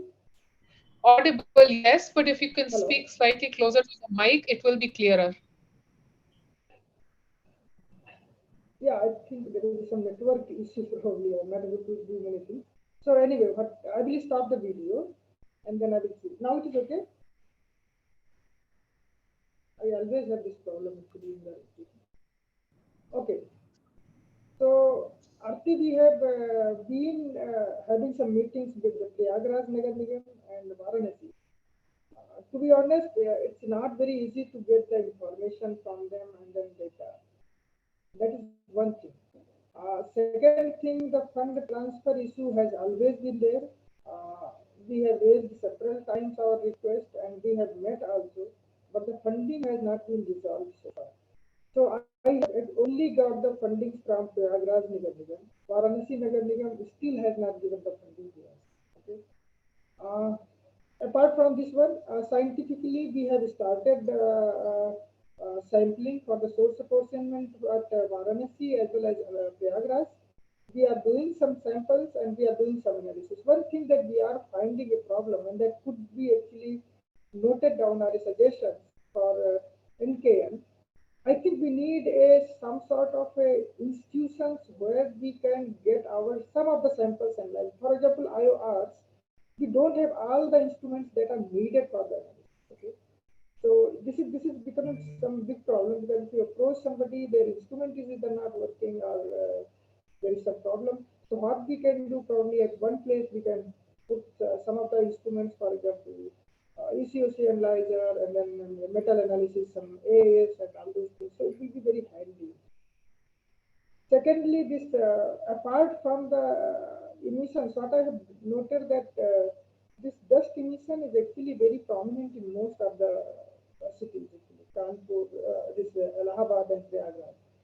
And not only that, within the city, dust transport, the dust emission is always there. That is coming from the construction activities, and then because the roads are not very clear, not very good condition. So the sideways, whenever the this vehicles comes, we always have lots of dust that is aloft in that one.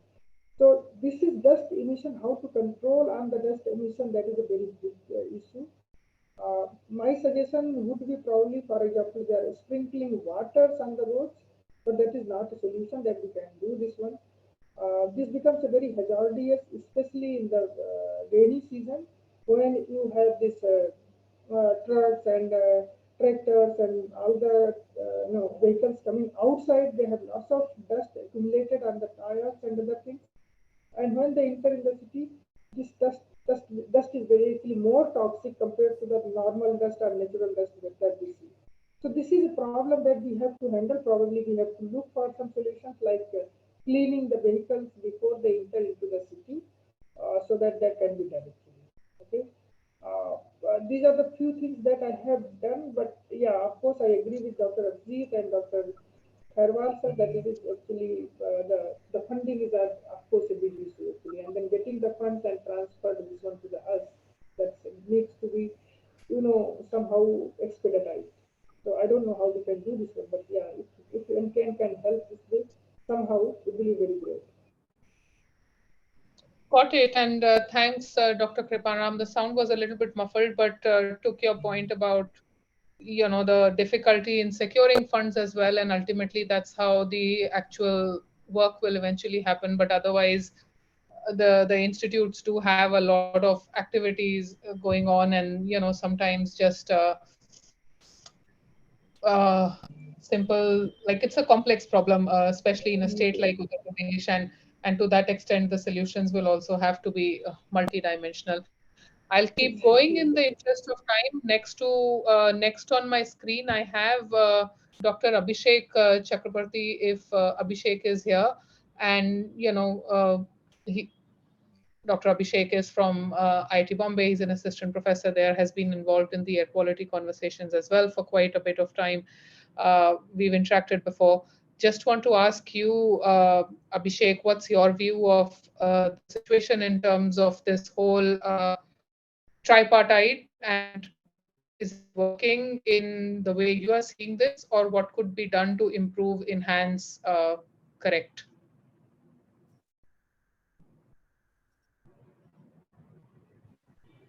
Am I audible? Yes, can see you as well. Hello everyone. So thank you for inviting me. And I was listening to other participants. So one of the thing about funding, what my experience is, first the good thing is that now at least I personally know few of the ULB people who are in regular contact with me. So before this initiative was started, I hardly know any people in ULB. So now that part is kind of sorted. So now the funding part, I think one of the things happening is that since there is a time limit on in which time frame you have to expend the funding, so they are more interested in getting the expenditure done rather than planning for it properly from beforehand. So this is what I'm seeing. So that because within an annual year they have to done this kind of funding expenditure. So they are not really asking for our input. What we are given at the end is sometimes is that, okay, this is the plan we have prepared and this is the way we're going to explain. But our input before that plan happened has not been taken into account so far. This is my experience.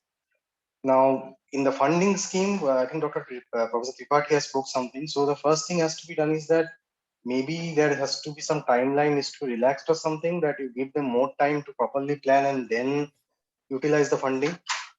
Then one thing Professor Sagnik has mentioned, I want to re-emphasize is that if our interaction will only happen on project basis, even if in this NCAP scheme or any other scheme, this is not going to be helpful in long term. We have to done it based on a continuous engagement basis, maybe MTech thesis, PhD thesis, or our students sitting there in their office and the air quality management cell has been prepared there. Then only our feedback will be properly evaluated from their technical side, and then there will be a meaningful interaction will be happening.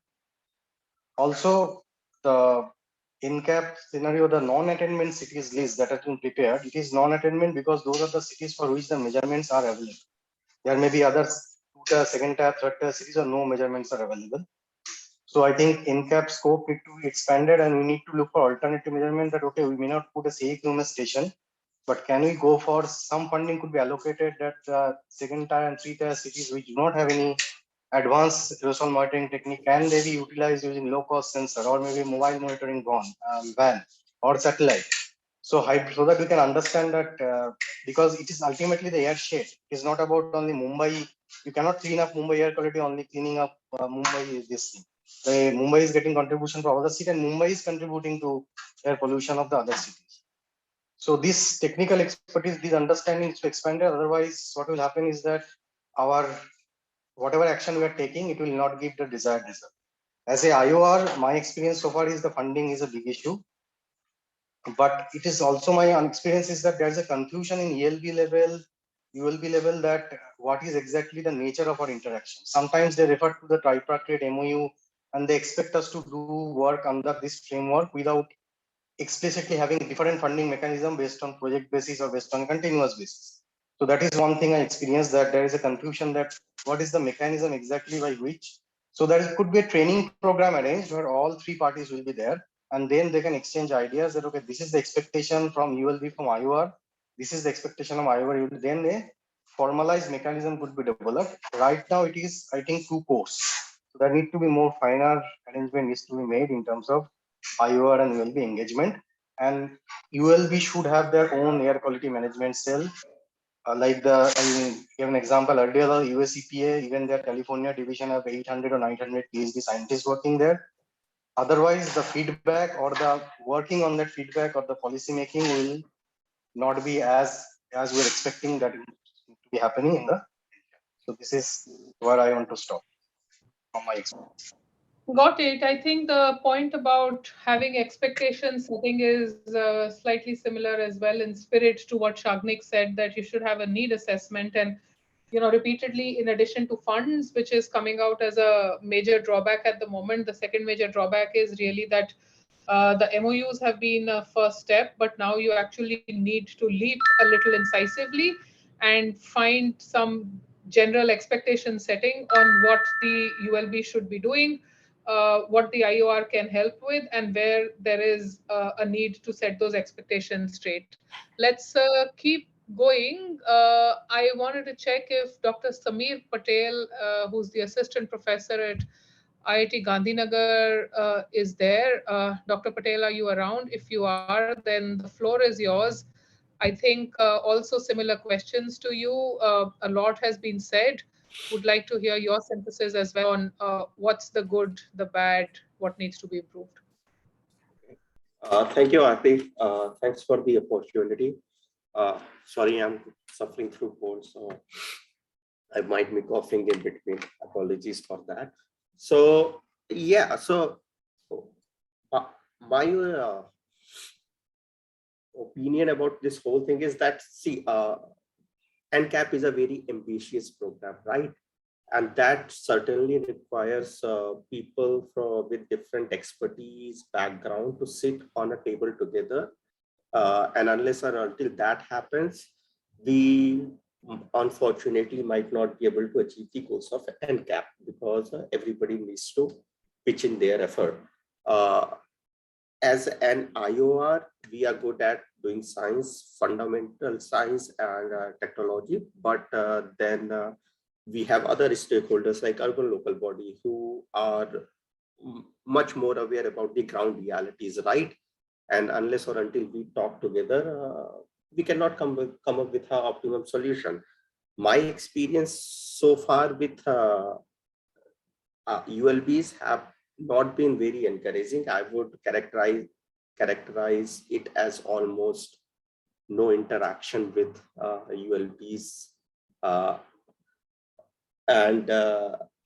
So I think every stakeholder needs to realize what their role is and how we can help each other.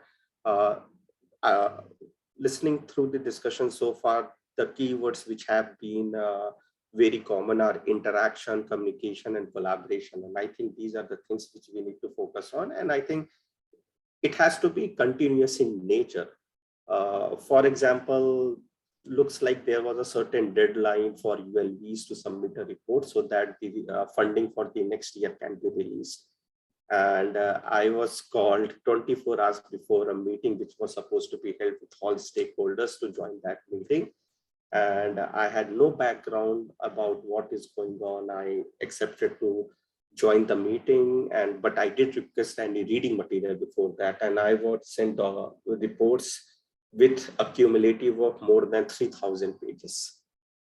And a lot of that is in regional language, and I don't know how to read that language, right? So for me, this much of timeline that in a different language, there's no way I could be productive in that meeting. And so overall, what I'm trying to say is that, yeah, definitely, it's a good thing that we all have recognized that this is a challenge, that how IOR can be more effective in contributing towards the goal of NKN. And I think other colleagues have already suggested a lot of pathways around to make it more effective. So I won't take more time repeating the same thing.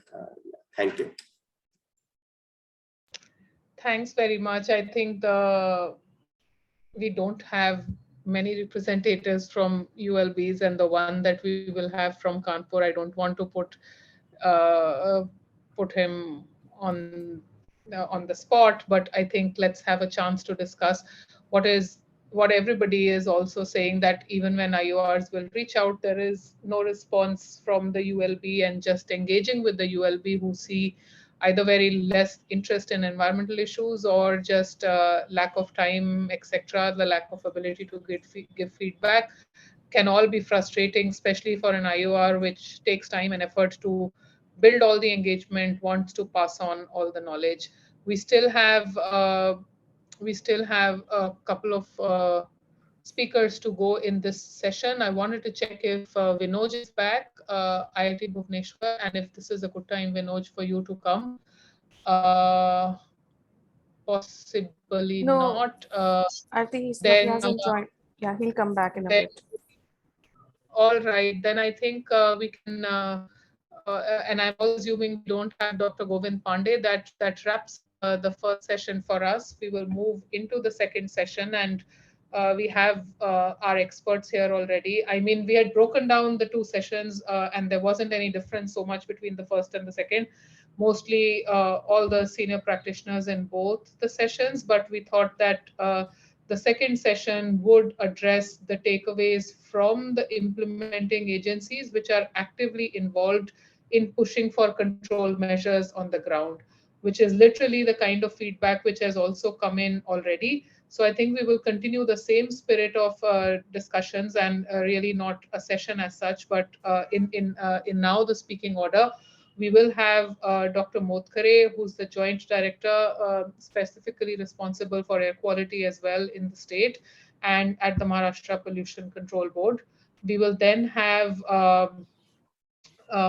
Mr. Shiva Shanarappa, who is the Commissioner of Kanpur Municipal Corporation. I hope he can join us, or if he's already around. We will have Dr. Rameshwar, who is from National Center for Disease Control, who will talk about how health still remains an underlying reason for policy making and eventually why we are doing all what we are doing.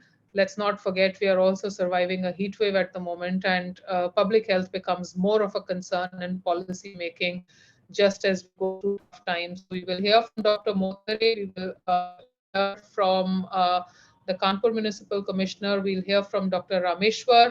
I hope Vinoj and Govind Pandey come and join us then. If not, we will have Atulji, who is the president of the United Residents Joint Action Forum, an NGO of 2,500 resident welfare associations in Delhi who have been relentlessly fighting the fight for clean air. And we also have Dr. Pratima Singh, who is a research scientist at CSTEP, an organization that has immersed itself fully into air quality research and helping a lot of the initiatives as an institute of repute as well. I'll first invite Dr. Motkare. Sir, since morning, everything has been said about how we need to maintain optimism, we need to converge, we need to talk about airshed, we also need to talk about industrial pollution. Uh, and Maharashtra is a state which is actually gunning for low emissions, impressive scenarios for reducing emissions by 2050 kind of thing. The midterm and the short term are equally as important as the long term. I think your perspective and view as one of the leading states in the country when it comes to low carbon initiative and action is quite also important. And I'm not lumping everything for you, but we all know that climate action and air quality sit adjacent to each other whenever we discuss these things. So I just wanted to pose a question to you that given the unique position of the state of Maharashtra in its commitment to emission reduction, how is it that efforts are being taken, in your opinion, on improving air quality levels in the state? Thank you. I'm audible? Very much. Can also see you. Yeah. Good morning. So, a discussion on road to meeting India's national clean air goals, hurdles and solutions. I once again congratulate Climate Change Organization for arranging this interactive workshop on air quality. As you know, Maharashtra has got the award in Glasgow as the leadership award for the climate action. And it has been done under the leadership of our Honorable Minister Environment, Aditya Thackeray. Also, in response to this, our 43 Amrut city will be going for a net zero. And we have prepared a plan of action for that and will be launching soon. So this is a massive development in the state, in the Environment Department, the Pollution Control Board. In regards to the other goals, like after this COVID lockdown, as you know, the concentration of the particulate as well as gaseous pollutants significantly reduced during that time. Now, if you see all these actions, it has stepped up. So, you know, the Maharashtra is the highest number of non-attainment cities in India. It is 19. You may be surprised why Maharashtra is a so developed state and so many cities in non-attainment cities. I would like to say that the Maharashtra was the first state way back from 91. We started the monitoring. Other states may not be having much of the monitoring network, but Maharashtra is having that much monitoring network. And CPCB has taken the data from 2011 to 2015 in non-attainment cities.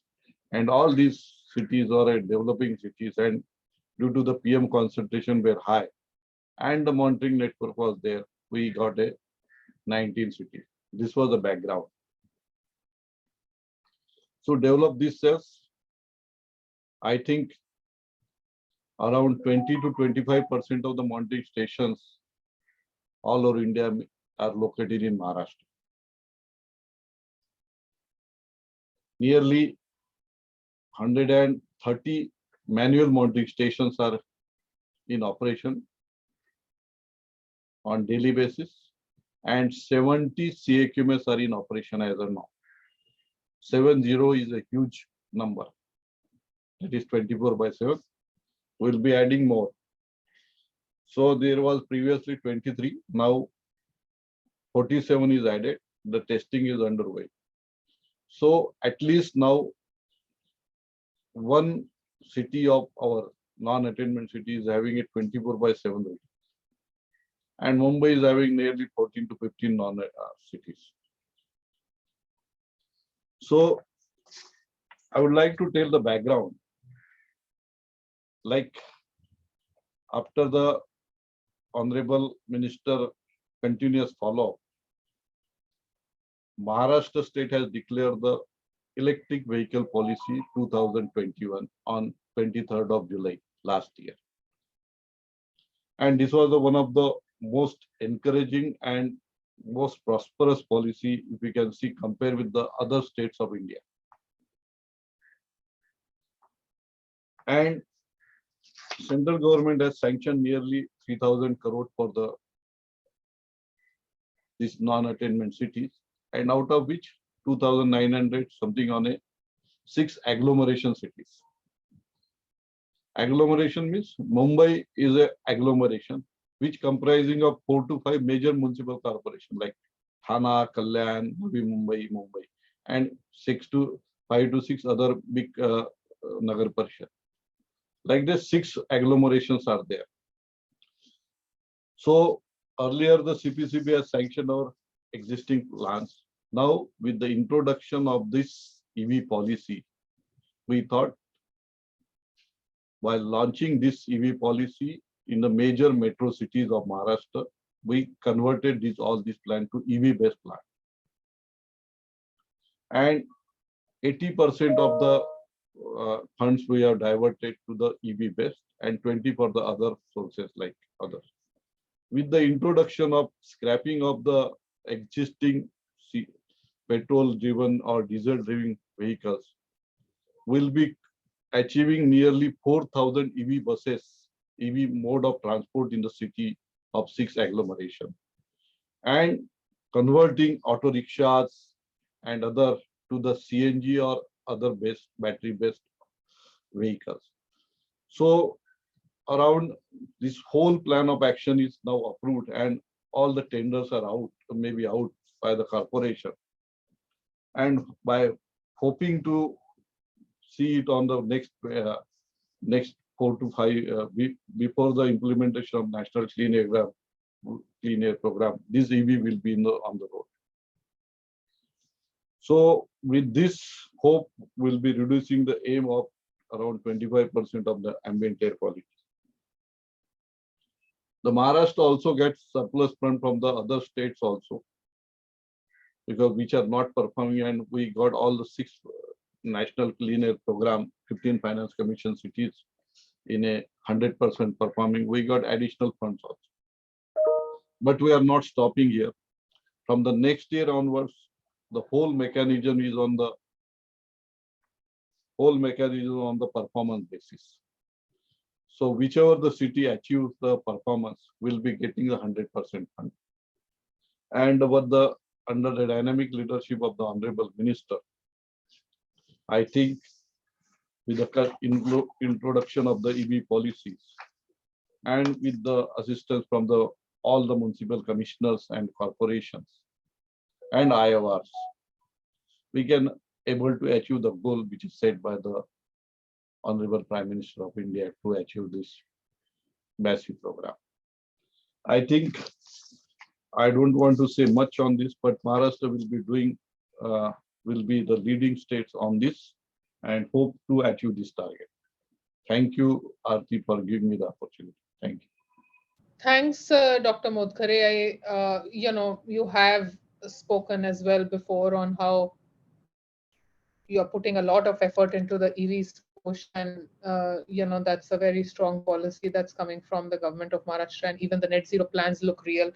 Actually, for a state of this size to have to 40 cities committing to mid-century net zero really means that air quality is one aspect, but you look at building efficiency, look at also industries, look at transport, also things like agriculture and emissions from there. So it's going to be a very, very enormous play in the state, and not just on air, but in the long years that we work together, we've also seen how you have picked up new experiments, and you did the low cost hybrid network, which was quite well discussed. The one question that I have, which actually is a question from an anonymous attendee, is mostly that you stress on transparency, but at the same time, the quarterly progress reports of NCAP of Maharashtra have not been released publicly. The minutes of meeting at the district level are not released. What's MPCB doing in that regard? I don't know about this question, but is that so? No, no, no. See, there is some issues in a Prana portal. So all these reports needs to be tagged to the Prana portal. And I think all the municipal commissioner and our principal secretary, madam, is taking a review on that. You can see SLMLC meeting minutes also on this Prana portal.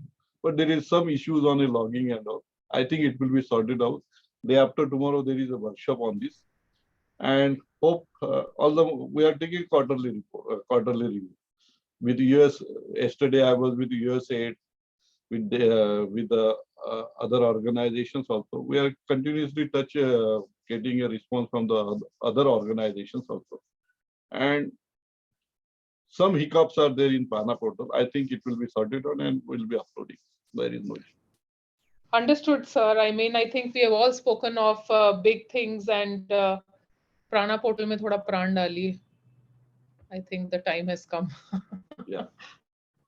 Okay, thanks very much. We'll keep going. I also wanted to utilize the rest of the 30-40 minutes that we have to not just discuss on what needs to happen on NKN, but again what needs to happen this year, because we have heard of since morning that the air quality in the Delhi region has slightly improved since 2016. I think this year we will not in the gas chamber situation, but still the situation is bad. We also heard that even if the air quality has improved, it's a year-round problem, and we need to tackle those issues. Dr. Modkare actually spoke about putting a lot of continuous monitors in the state. I don't think the situation is similar.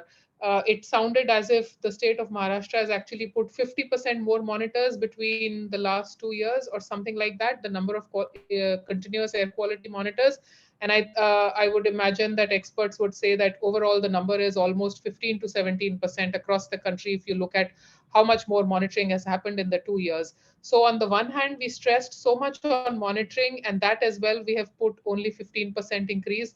On the other hand, we discussed so much about a tripartite arrangement, and that needs a need assessment, it needs an expectation setting, it needs discussing with municipal bodies and getting them excited to take the inputs from the technical people. So it feels like, we are really a big tanker who is doing a lot of planning on how it wants to turn, but the turn itself is taking a very long time, and possibly with multiple crises that we are living in, we have to reduce that time of taking the turn, and that's what is of interest here. I am not sure if Vinod is still here, and if he's not, then at least I'll go with how I see some colleagues on the screen and invite Dr. Rameshwar to talk a little bit about what the rationale for all of what we are discussing is, especially from a public health point of view. Dr. Rameshwar, there have been oftentimes questions asked on why we cannot adopt a WHO guideline, how we are so different. Those of us who have worked in the campaign also know that till 5 years back, there was not even the recognition at the level of the center that air pollution causes public health damage. I think we have crossed that hurdle, and kudos to whoever who has been on that journey. But still a long way to understand why everything must be based on the importance of people's health. but I'll let you talk. And then if we still don't have Dr. Vinod and Dr. Govind Pandey, I will invite Atulji to talk about the Delhi scenario after Rameshwarji. Thank you very much, Aarti, and this Gunjan. See, as you know that we are on the last board. That as we discussed, see, health is in many of the important issues. These are also neglected. In the country, this is we agree that. And I'm very fortunate that I can hear a lot of these discussions on how the sectors, other sectors are doing, are working on that now in order to make to achieve the targets of the clean air goals. So we understand that health is the ultimate receiving of all these the factors or the causes of this air pollution. It reaches even the we at the National Program on Climate Change and Health are not aware of so much happenings on the ground. So how the health sector and the health professionals and the medical doctors or the these in a community level health workers, and how these these nursing officers are going to address the impact of this health due to the air pollution. That's an issue. So we feel that while making all your this action plans and all, health in all policies should be taken up. This is what we feel that see, we are working on the adaptation part of the air pollution. The mitigation part is done by the other sectors, and we are the one who are working on the this adaptation issues only.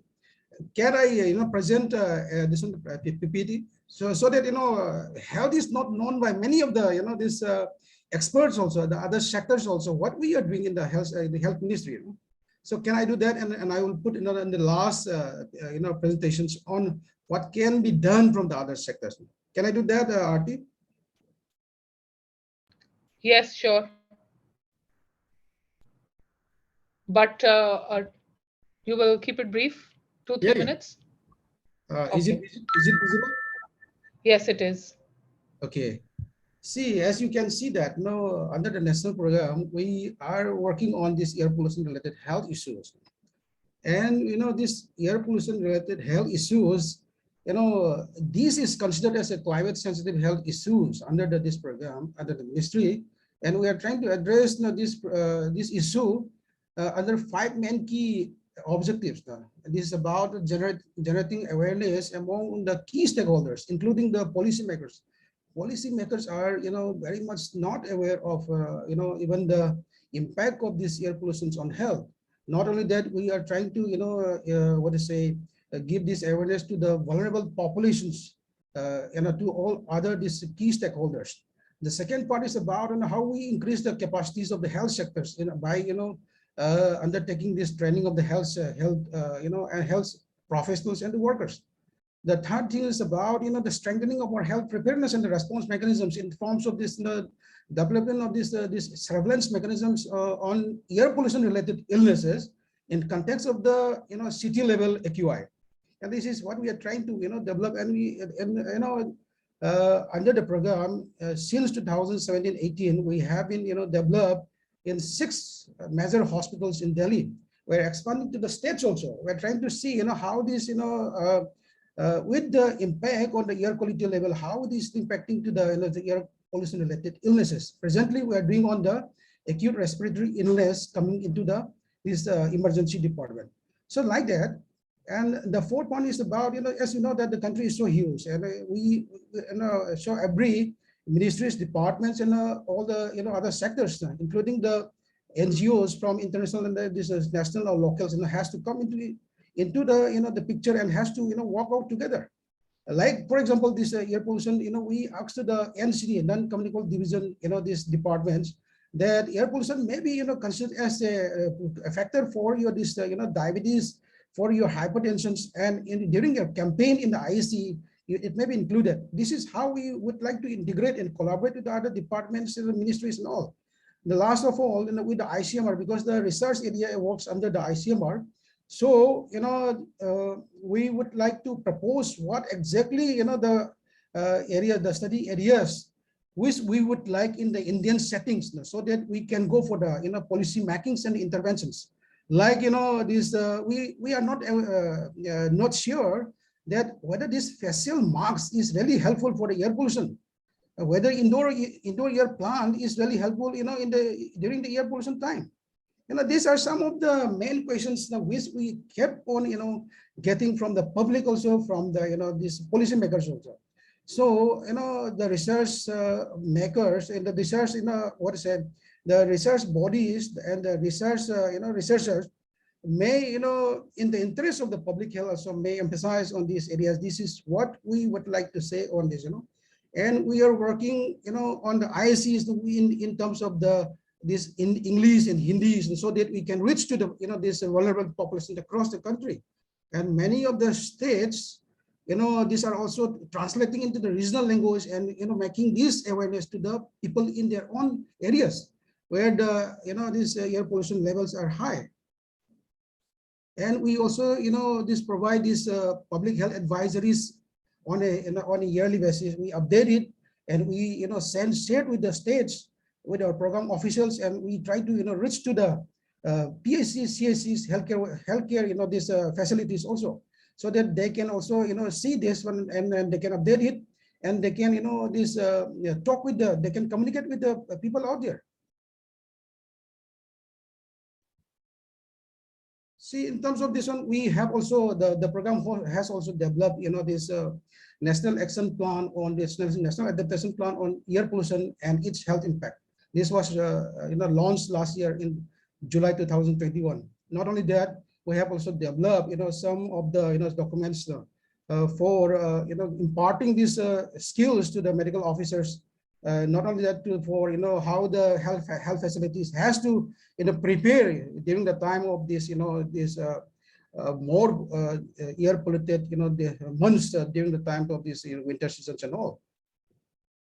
Not only that, we have also developed, in order to reach to the, this vulnerable populations of, these women and children. We feel that they are very much vulnerable to the air pollutions.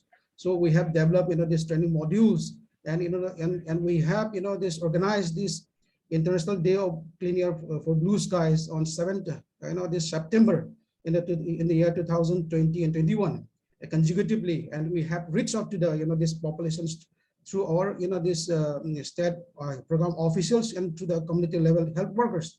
And we reach out to the people, we reach out to the vulnerable populations.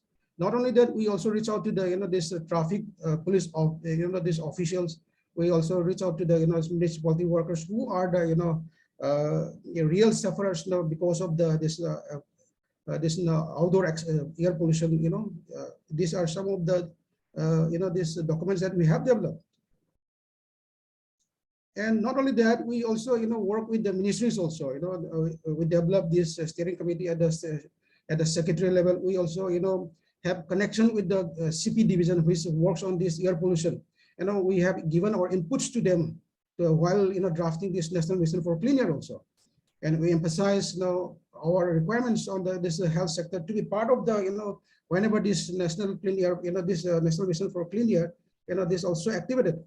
These health, considerations may also be included, and so that the people will benefit at all. And we also, this ICMR is supporting on the research part, and because being the, this government bodies and most of the health research, these are done under the ICMR. And recently, in last year 2021, they have also constituted one of the research committee for for looking into, for focusing on this, on which subject areas are to be done, and which stakeholders, which agencies has to undertake all this, this research area on environmental health, including this air pollution, which are related to the health concerns. So this is the area that I would like to, what to say. Dr. Rameshwar, would you make this the last slide? I think yes, it's the last. Yes, this is the last slide, because we don't see, much of the health part in the, other sectors now. So you want, this during your awareness generations now, because there are many findings are there. So this may be put up, for awareness generation to all the health professionals also, to our, this workers also. You may provide the trainings also, whatever the findings also, but during your, your sectors, this training program also, we want this this index city levels to reach to the healthcare facilities, so the healthcare facilities can understand these situations in the area, and they can communicate to the people there. So these are some of the areas, and others are like inclusion of health consideration, as I said, to all the state, district, and city and local action plans. Okay, these are some of the these areas that I would like to suggest in the discussion here. Thank you very much. Thanks very much, Dr. Rameshwar. I think never can take away the importance of health considerations while air pollution mitigation plans get to be made. But like one of the initial several comments have been made, why do we do things like smog towers? We are doing sprinkling of water on the roads. The air pollution problem is really complex. It just feels like while we are cognizant of the problem, we are not really cognizant of what the optimal solutions are, so that what we are doing on air quality management is actually bringing some health benefits. I think right now it's mostly bringing PPT benefits, where we can show that we have done good work, but a lot needs to happen in real life in improving the quality of life of citizens. I see actually that Dr. Govind Pandey has joined. Like I said before, Professor Govind Pandey is at the Civil and Environmental Engineering Department of the Madan Mohan Malviya University of Technology in Gorakhpur. The Gorakhpur model was discussed in some media reports on air quality management. There are several conversations that have happened since morning. The Environment Secretary talked about how UP has made a comprehensive plan. It's a complex problem, but they are ready to tackle it. There are several issues that will possibly come up when even you discuss a complex state like Uttar Pradesh and a complex arrangement like a Nagar Nigam working with an institute of repute and the Pollution Control Board, and together trying to arrive at some kind of optimal solution. Thanks, Professor Pandey, for joining us. UP is an important state. We are clocking close to the hour, but I would like to give you 4 to 5 minutes, if you don't mind, to please talk about your perspective on what do you think the things can be done to strengthen the knowledge network. Thank you, ma'am. At the outset, I apologize for joining the session late because I remained, elsewhere in a PhD viva voce. Rightly pointed out by you that UP is a state where in the last few years, several cities have been identified as non-attainment cities, including the city of Gorakhpur, Meerut, and Noida recently. And we are fortunate that Government of India has identified us as an institution of repute for the city of Gorakhpur to prepare the Clean Air Action Plan. Even though we have been monitoring the ambient air quality in the city for the Central Pollution Control Board and UP Pollution Control Board since the year 2011. And in fact, we have done some trend analysis earlier as well, and now we are doing a comprehensive trend analysis for this Clean Air Action Plan. What we have seen that in a city like Gorakhpur, in almost all the three areas, residential area, the commercial area, and the industrial area, the crucial parameter that we have found is the particulate matter PM10. NO2 and SO2, they have also shown the rising trend, but even as of now, the values that we have been observing over the years are seldom exceeding the acceptable values. So the point of concern that we mostly have with the particulate matter, that is PM10. But unfortunately, as per the sanctions given by the Central Pollution Control Board, we have not been monitoring PM2.5 here. Now, once we have to, go for the formulation and implementation of a clean air action plan for a city like Gorakhpur, we have to take up that whole exercise in certain steps, like we have to go for the ambient air quality monitoring in the entire city of the Gorakhpur and its peripheral areas. Even now, we are monitoring. We have been monitoring only at 3 locations. So we need to monitor it at many other locations. And secondly, we have to develop an emission inventory. And for source apportionment, the receptor modeling has to be resorted to. In addition to that, we have to also carry out the carrying capacity studies. While we have prepared ourselves for this, we have seen certain requirements and limitations to the study that we are proposing. One is that whatever monitoring stations we have as of now, they're all static in nature. So we, if when I say we, that means everyone who is to prepare the clean air action plan for a city like Gorakhpur or elsewhere, has to be provided with the instrumentation, at least for monitoring, particularly the portable monitoring system for the ambient air quality monitoring at various locations, but in terms of PM10, PM2.5, NO2 and SO2. At least these 4 parameters we should have. We could have more number of parameters, that could be always good. So that support has to be, procured in the program that we are implementing now. We have spoken to the urban local body, that is municipal corporation. So they are agreeable to support us in the monitoring program. The State Pollution Control Board regional unit has also assured us that they will be going with us. But certainly that instrumentation part has to be, provided with. Secondly, when we go for the development of emission inventory, where we need to identify sector-wise major and minor sources of PM10 and PM2.5. Their respective activity data need to be collected, analyzed, and then on that basis, the emission inventory has to be prepared. So for that, again, certain both for monitoring and the development of emission inventory and carrying capacity studies, certain manpower requirement also will be there, which will be certainly for the technical help.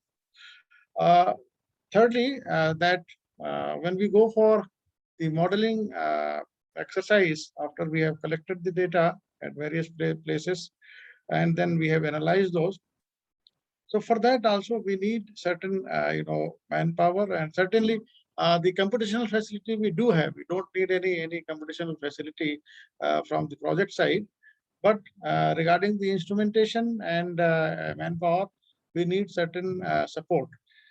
And thirdly, when we take up this exercise in the real time, we have to see that certainly the data collection has to be done both in summer and winter seasons, at least for the important locations. Like we have identified about 10 locations in addition to those 3 which we are already monitoring.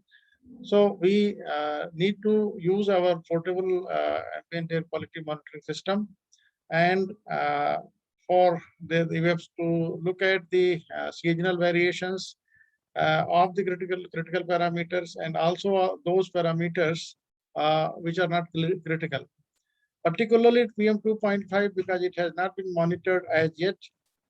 So that has to be given a greater emphasis, because PM2.5 to PM10 ratio has again a very important correlationship with the impact on human health. So in my opinion, wherever for the city, other cities like Gorakhpur, where PM 2.5 monitoring has not been facilitated by the board. They should, on one hand, provide or add the monitoring of PM 2.5 immediately so that the regular monitoring goes up. And then for those non-attainment cities like the city of Gorakhpur, the instrumentation and manpower needs to be provided so that the work could start as early as possible. As far as the coordination between the urban local body, the Institute of Repute, and the Pollution Control Board unit is concerned, we are perfectly in touch with one another, and we are quite supportive. The only thing is we have prepared a project proposal also. I think we shall be able to share it very soon for funding. So in my opinion, some, unless some financial support is given expeditiously, or I should say the financial support is needed expeditiously to start the work as early as possible and to come up with the realistic clean air action plan, which we have, worked upon well before having entered into the exercise at present. And in this particular context, I just want to emphasize on one factor relating to vehicles. The vehicular emissions constitute an important part of the emissions. So the not only the compliance of vehicles in terms of PUC, but the real-time monitoring of vehicles. Phasing out is one exercise. Phasing out is for those which are old vehicles. But for the vehicles in use, which are new ones, and which many a time are rendered non-compliant after certain age or after certain achieving certain mileage. We have done quite in-depth studies into that, and we have very recently developed an emission quality index also. So using those, we can also try to regulate the registration or the operation of the vehicular traffic in the city, which is going to contribute significantly to the emission scenario or the total ambient air quality scenario of the city. So, in my opinion, we should consider these things very seriously, and certainly these three components. One is the ambient air quality monitoring, the development of emission inventory, and then the receptor modeling for source of pollution has to be taken up at the earliest possible.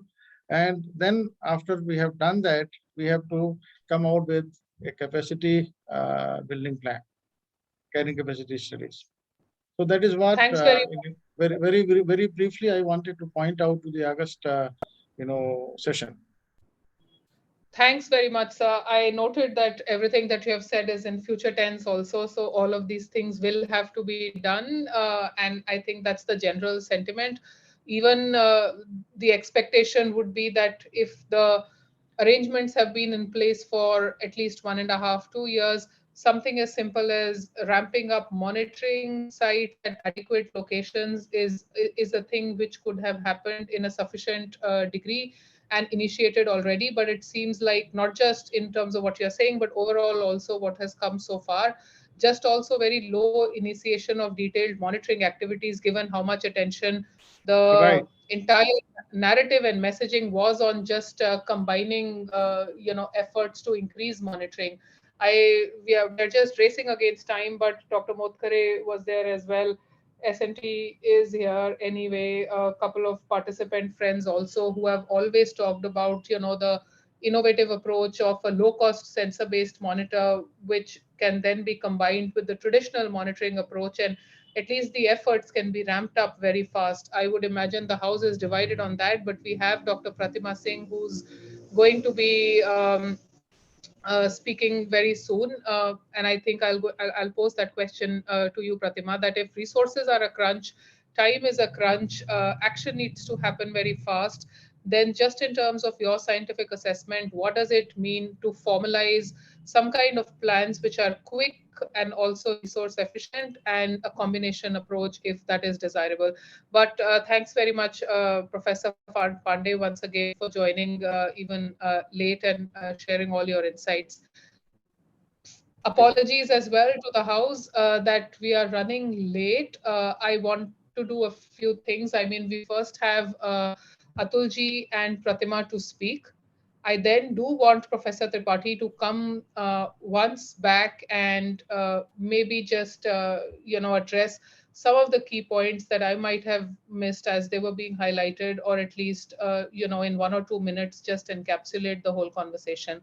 I'll then hand it over to Gunjan to close, and we will see if there is any comments from the floor at that stage. But first, quickly over to you, Atulji, and then to Pratima. Sorry to squeeze the conversations like this, but Atulji, if you can just share the key points in 3 or 4 minutes. Thanks very much. Sure. Thank you, Aarti. And I will be sharing a few observations which we experience working with the ULBs in Delhi in particular. And Gunjan, I think my 2 or 3 slides are with you. If you can just display, I can straight away enter into that zone. Next slide, please. This is just the opening. Yeah, basically the internal capacity and knowledge of ULBs is technically at stake. So, the problem is ULBs across the nation are deprived of adequate resources and new technologies and lack of knowledge needed to perform. This is a very big factor which if Delhi is experiencing this type of observations, then we can very well imagine what is happening around the nation, other parts of the city and states. And to overcome and fill this gap, we need to design a capacity building session and a performance building exercise that equip them with adequate tools and resolve queries with the interaction. So this is my first observation with regard to the ULB's internal capacity. I'll move on to the next slide.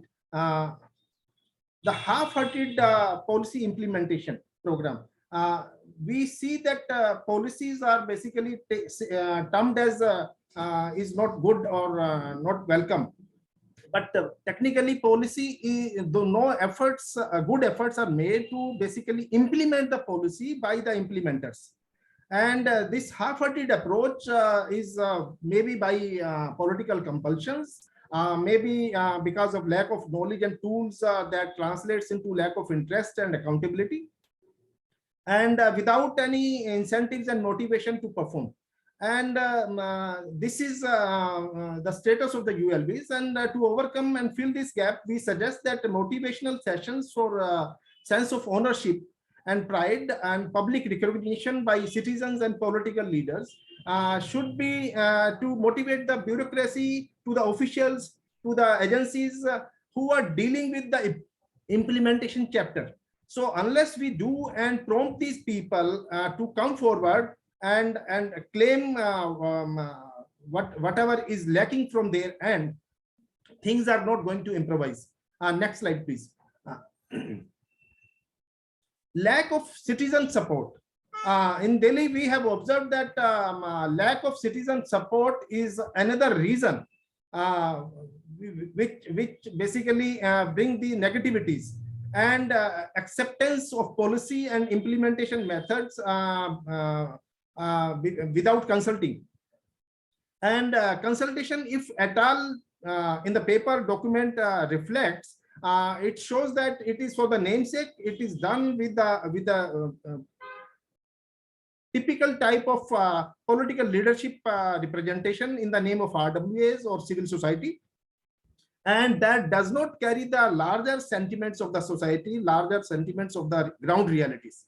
And for that, ward level planning with public participation under a declared accepted consultation mechanism to develop achievable measurable goals within a fixed time frame. So this is I think Dr. Gargav also pointed out toward the public participation. So unless until there is a top-down approach and directions towards public participation and a monitoring on that chapter, the law and fruit will never get attracted and going to implement those chapters. So it will still remain a chapter for talk only, not for implementation. So the participative governance, which speaks of public participation and public governance, so that will always remain in our seminars and discussion points, but it will never come into reality. And without that, we will not be achieving whatever is what you foresee with the NCAP or with any part, whether it is Namami Gange or whether it is any other policy or EV policy or air pollution or forest plantation. So all these things, they lack public participation, and this is the reason the public does not come forward because of this reasons. Next, and my last accountability is technically missing. So need of an independent monitoring agency to establish weaknesses of implementation of policy and accountability of those responsible. I'm saying accountability of people, those responsible of implementing the policy. That is missing here. Budget and performance evaluation to be done annually with an operational review to be done every quarter. And agencies to include experts and citizen representatives. The agency can be set up at a district level in every state for all municipalities across the country. So these are few 4 major chapters which I pointed out. There are so many others which we experience, because with the limited time I can focus with these 4 pointers only. And there is a need to handhold the leadership of the municipalities, without which no goal is achievable, and they won't be able to perform and deliver. And with that, there is a need to execute the plans at whatever you do at the macro level planning. We need to simultaneously work at the micro level planning also, and sync the two, micro planning and micro planning at the whatever you say in your war room. Unless you do that, things won't move in. And I don't know, and I would like to emphasize, I don't know about how the state governments will be developing a mechanism for public participation and a consultative mechanism at the local district level, or forget about a ward level planning. Unless there is a district level planning, state level achievement and national level achievement is things of to be just in your thoughts only. So with this I'll wrap up my comments with you and on this forum, and I think I'll say thank you. Thanks very much, Atulji. And, I don't want to overemphasize what you have said. As somebody who has been involved in the Delhi RWA fight, not just on air quality, but on several other environmental, civic, and social issues for over 2 decades, I think that's a point well made. And to be honest, the fact that we have many IORs here, we also have pollution boards here. But the fact that we could not manage to bring one Nagar Nigam or a municipal body, I think speaks to what you very eloquently described, that it's half-hearted, there is no intention, the accountability is missing. They're doing several and many things, and I think it's evident in a meeting of this nature, which got a fair bit of attention with those who wanted to be in it, but definitely despite all the follow-up, we could not, as far as if I'm not wrong, I don't think we had anybody from the municipal bodies even, on this. But just time is ticking away, and very pleasantly there is rain in Delhi, which is a very good sign. But I will invite Pratima, who is our last speaker for today, not the least in any degree and the most important, with all the research and the studies they have done on what the monitoring efforts could look like, what is the shape and form that the NKN can take, what is really the priority issues that must be addressed in a better way for the knowledge network to perform better and the NCAP goals to be achieved sooner. You have a big job, Pratima. You are literally representing the entire think tank community. But over to you. And in the interest of time, I would say 5 to 7 minutes. And after that, I will invite SNT to share his, just encapsulate the entire conversation very quickly. Thanks, Aarti. Thanks for having me here. And all the previous speakers have already spoken about the challenges and the gaps that exist at the center level, at the city level. So I'm not going to emphasize much on that. With my experience working in the various cities, I have found that yes, IORs are having difficulty working with the urban local bodies and the pollution control boards. But that is not the case for us here in Karnataka. We are quite involved with the air pollution work here in Karnataka, and we are getting good support from the Karnataka State Pollution Control Board. However, the common issue that has come out very clearly that urban local bodies are not involved that much as they should be. And I would say that it is because they do not have much understanding on the subject of the air pollution. They do not have the capacity, they do not have resources to even take up this because they are so much involved with their other day-to-day activities. And that is where our focus needs to be. Capacity building, the term this has been used at several levels, but we need to be very seriously considering capacity building not only of the IORs and the ULBs, but all the line departments who will be responsible for implementation of those control measures or action items in the city. During our interactions, we have understood that only couple of high-level authorities, they understand air pollution. Most of them are not even aware of what is National Clean Air Program. And that is where our work is, carrying out scientific studies, generating evidence is crucial. Understanding the city level challenges beyond that airshed management challenges, we need to understand that and present it to the policymaker. But that is where the real work starts. It needs to be taken to the various departments and get it implemented. Otherwise, NCAP targets are not going to be achieved. And there is a huge roadblock in terms of understanding the subject, understanding the control measure, understanding the fund requirement, understanding the infrastructure requirement.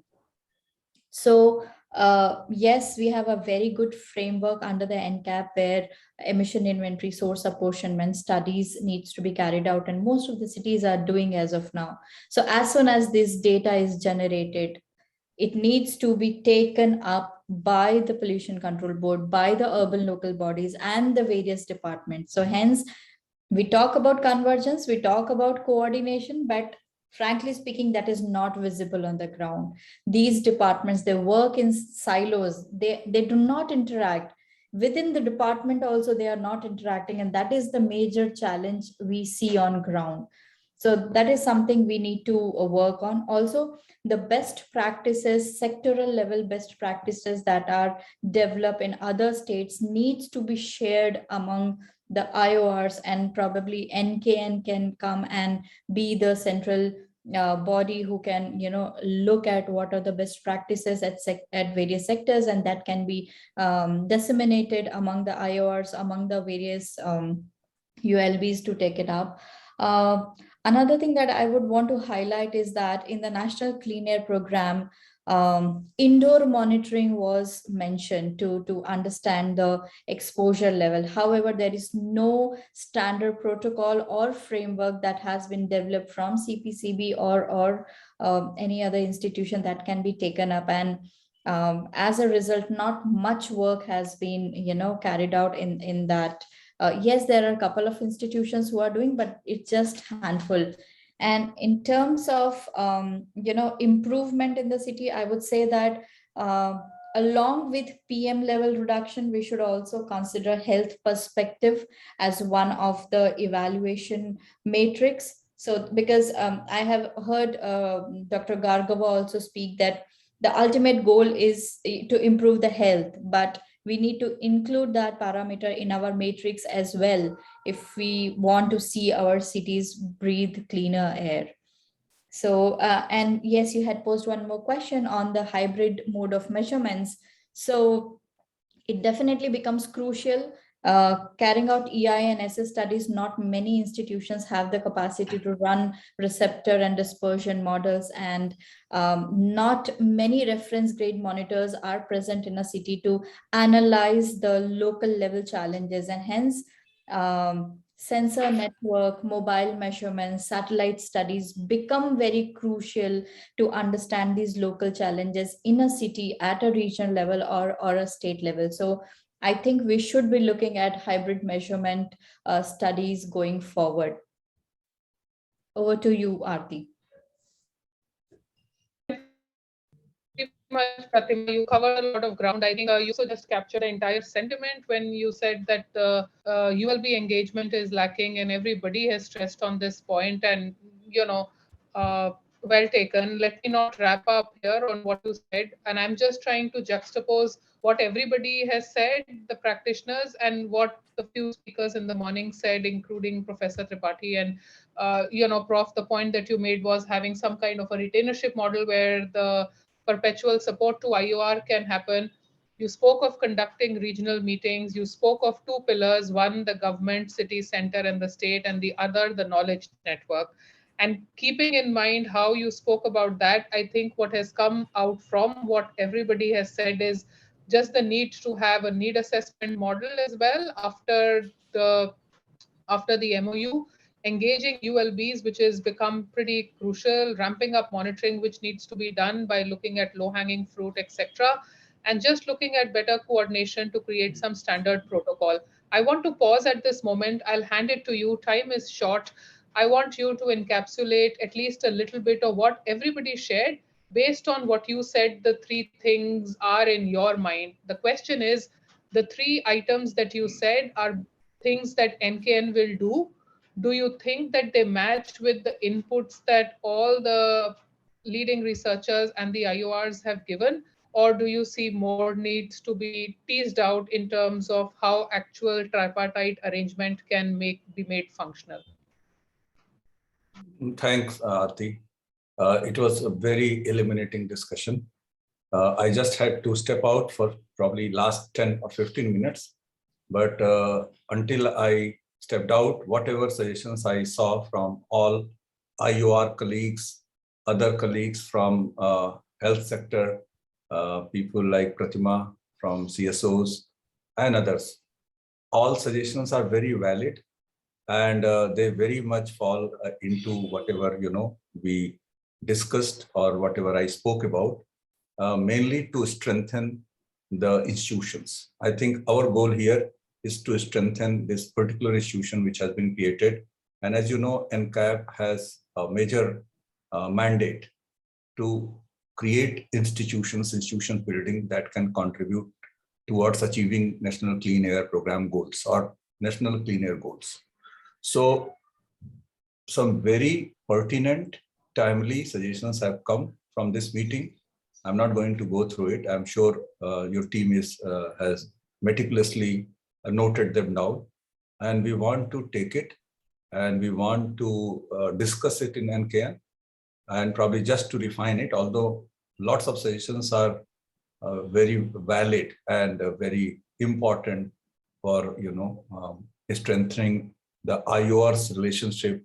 It's as somebody said, it's collaborative spirit, and of course also how it can help coordinate the program better at ground level by working with ULB and state boards.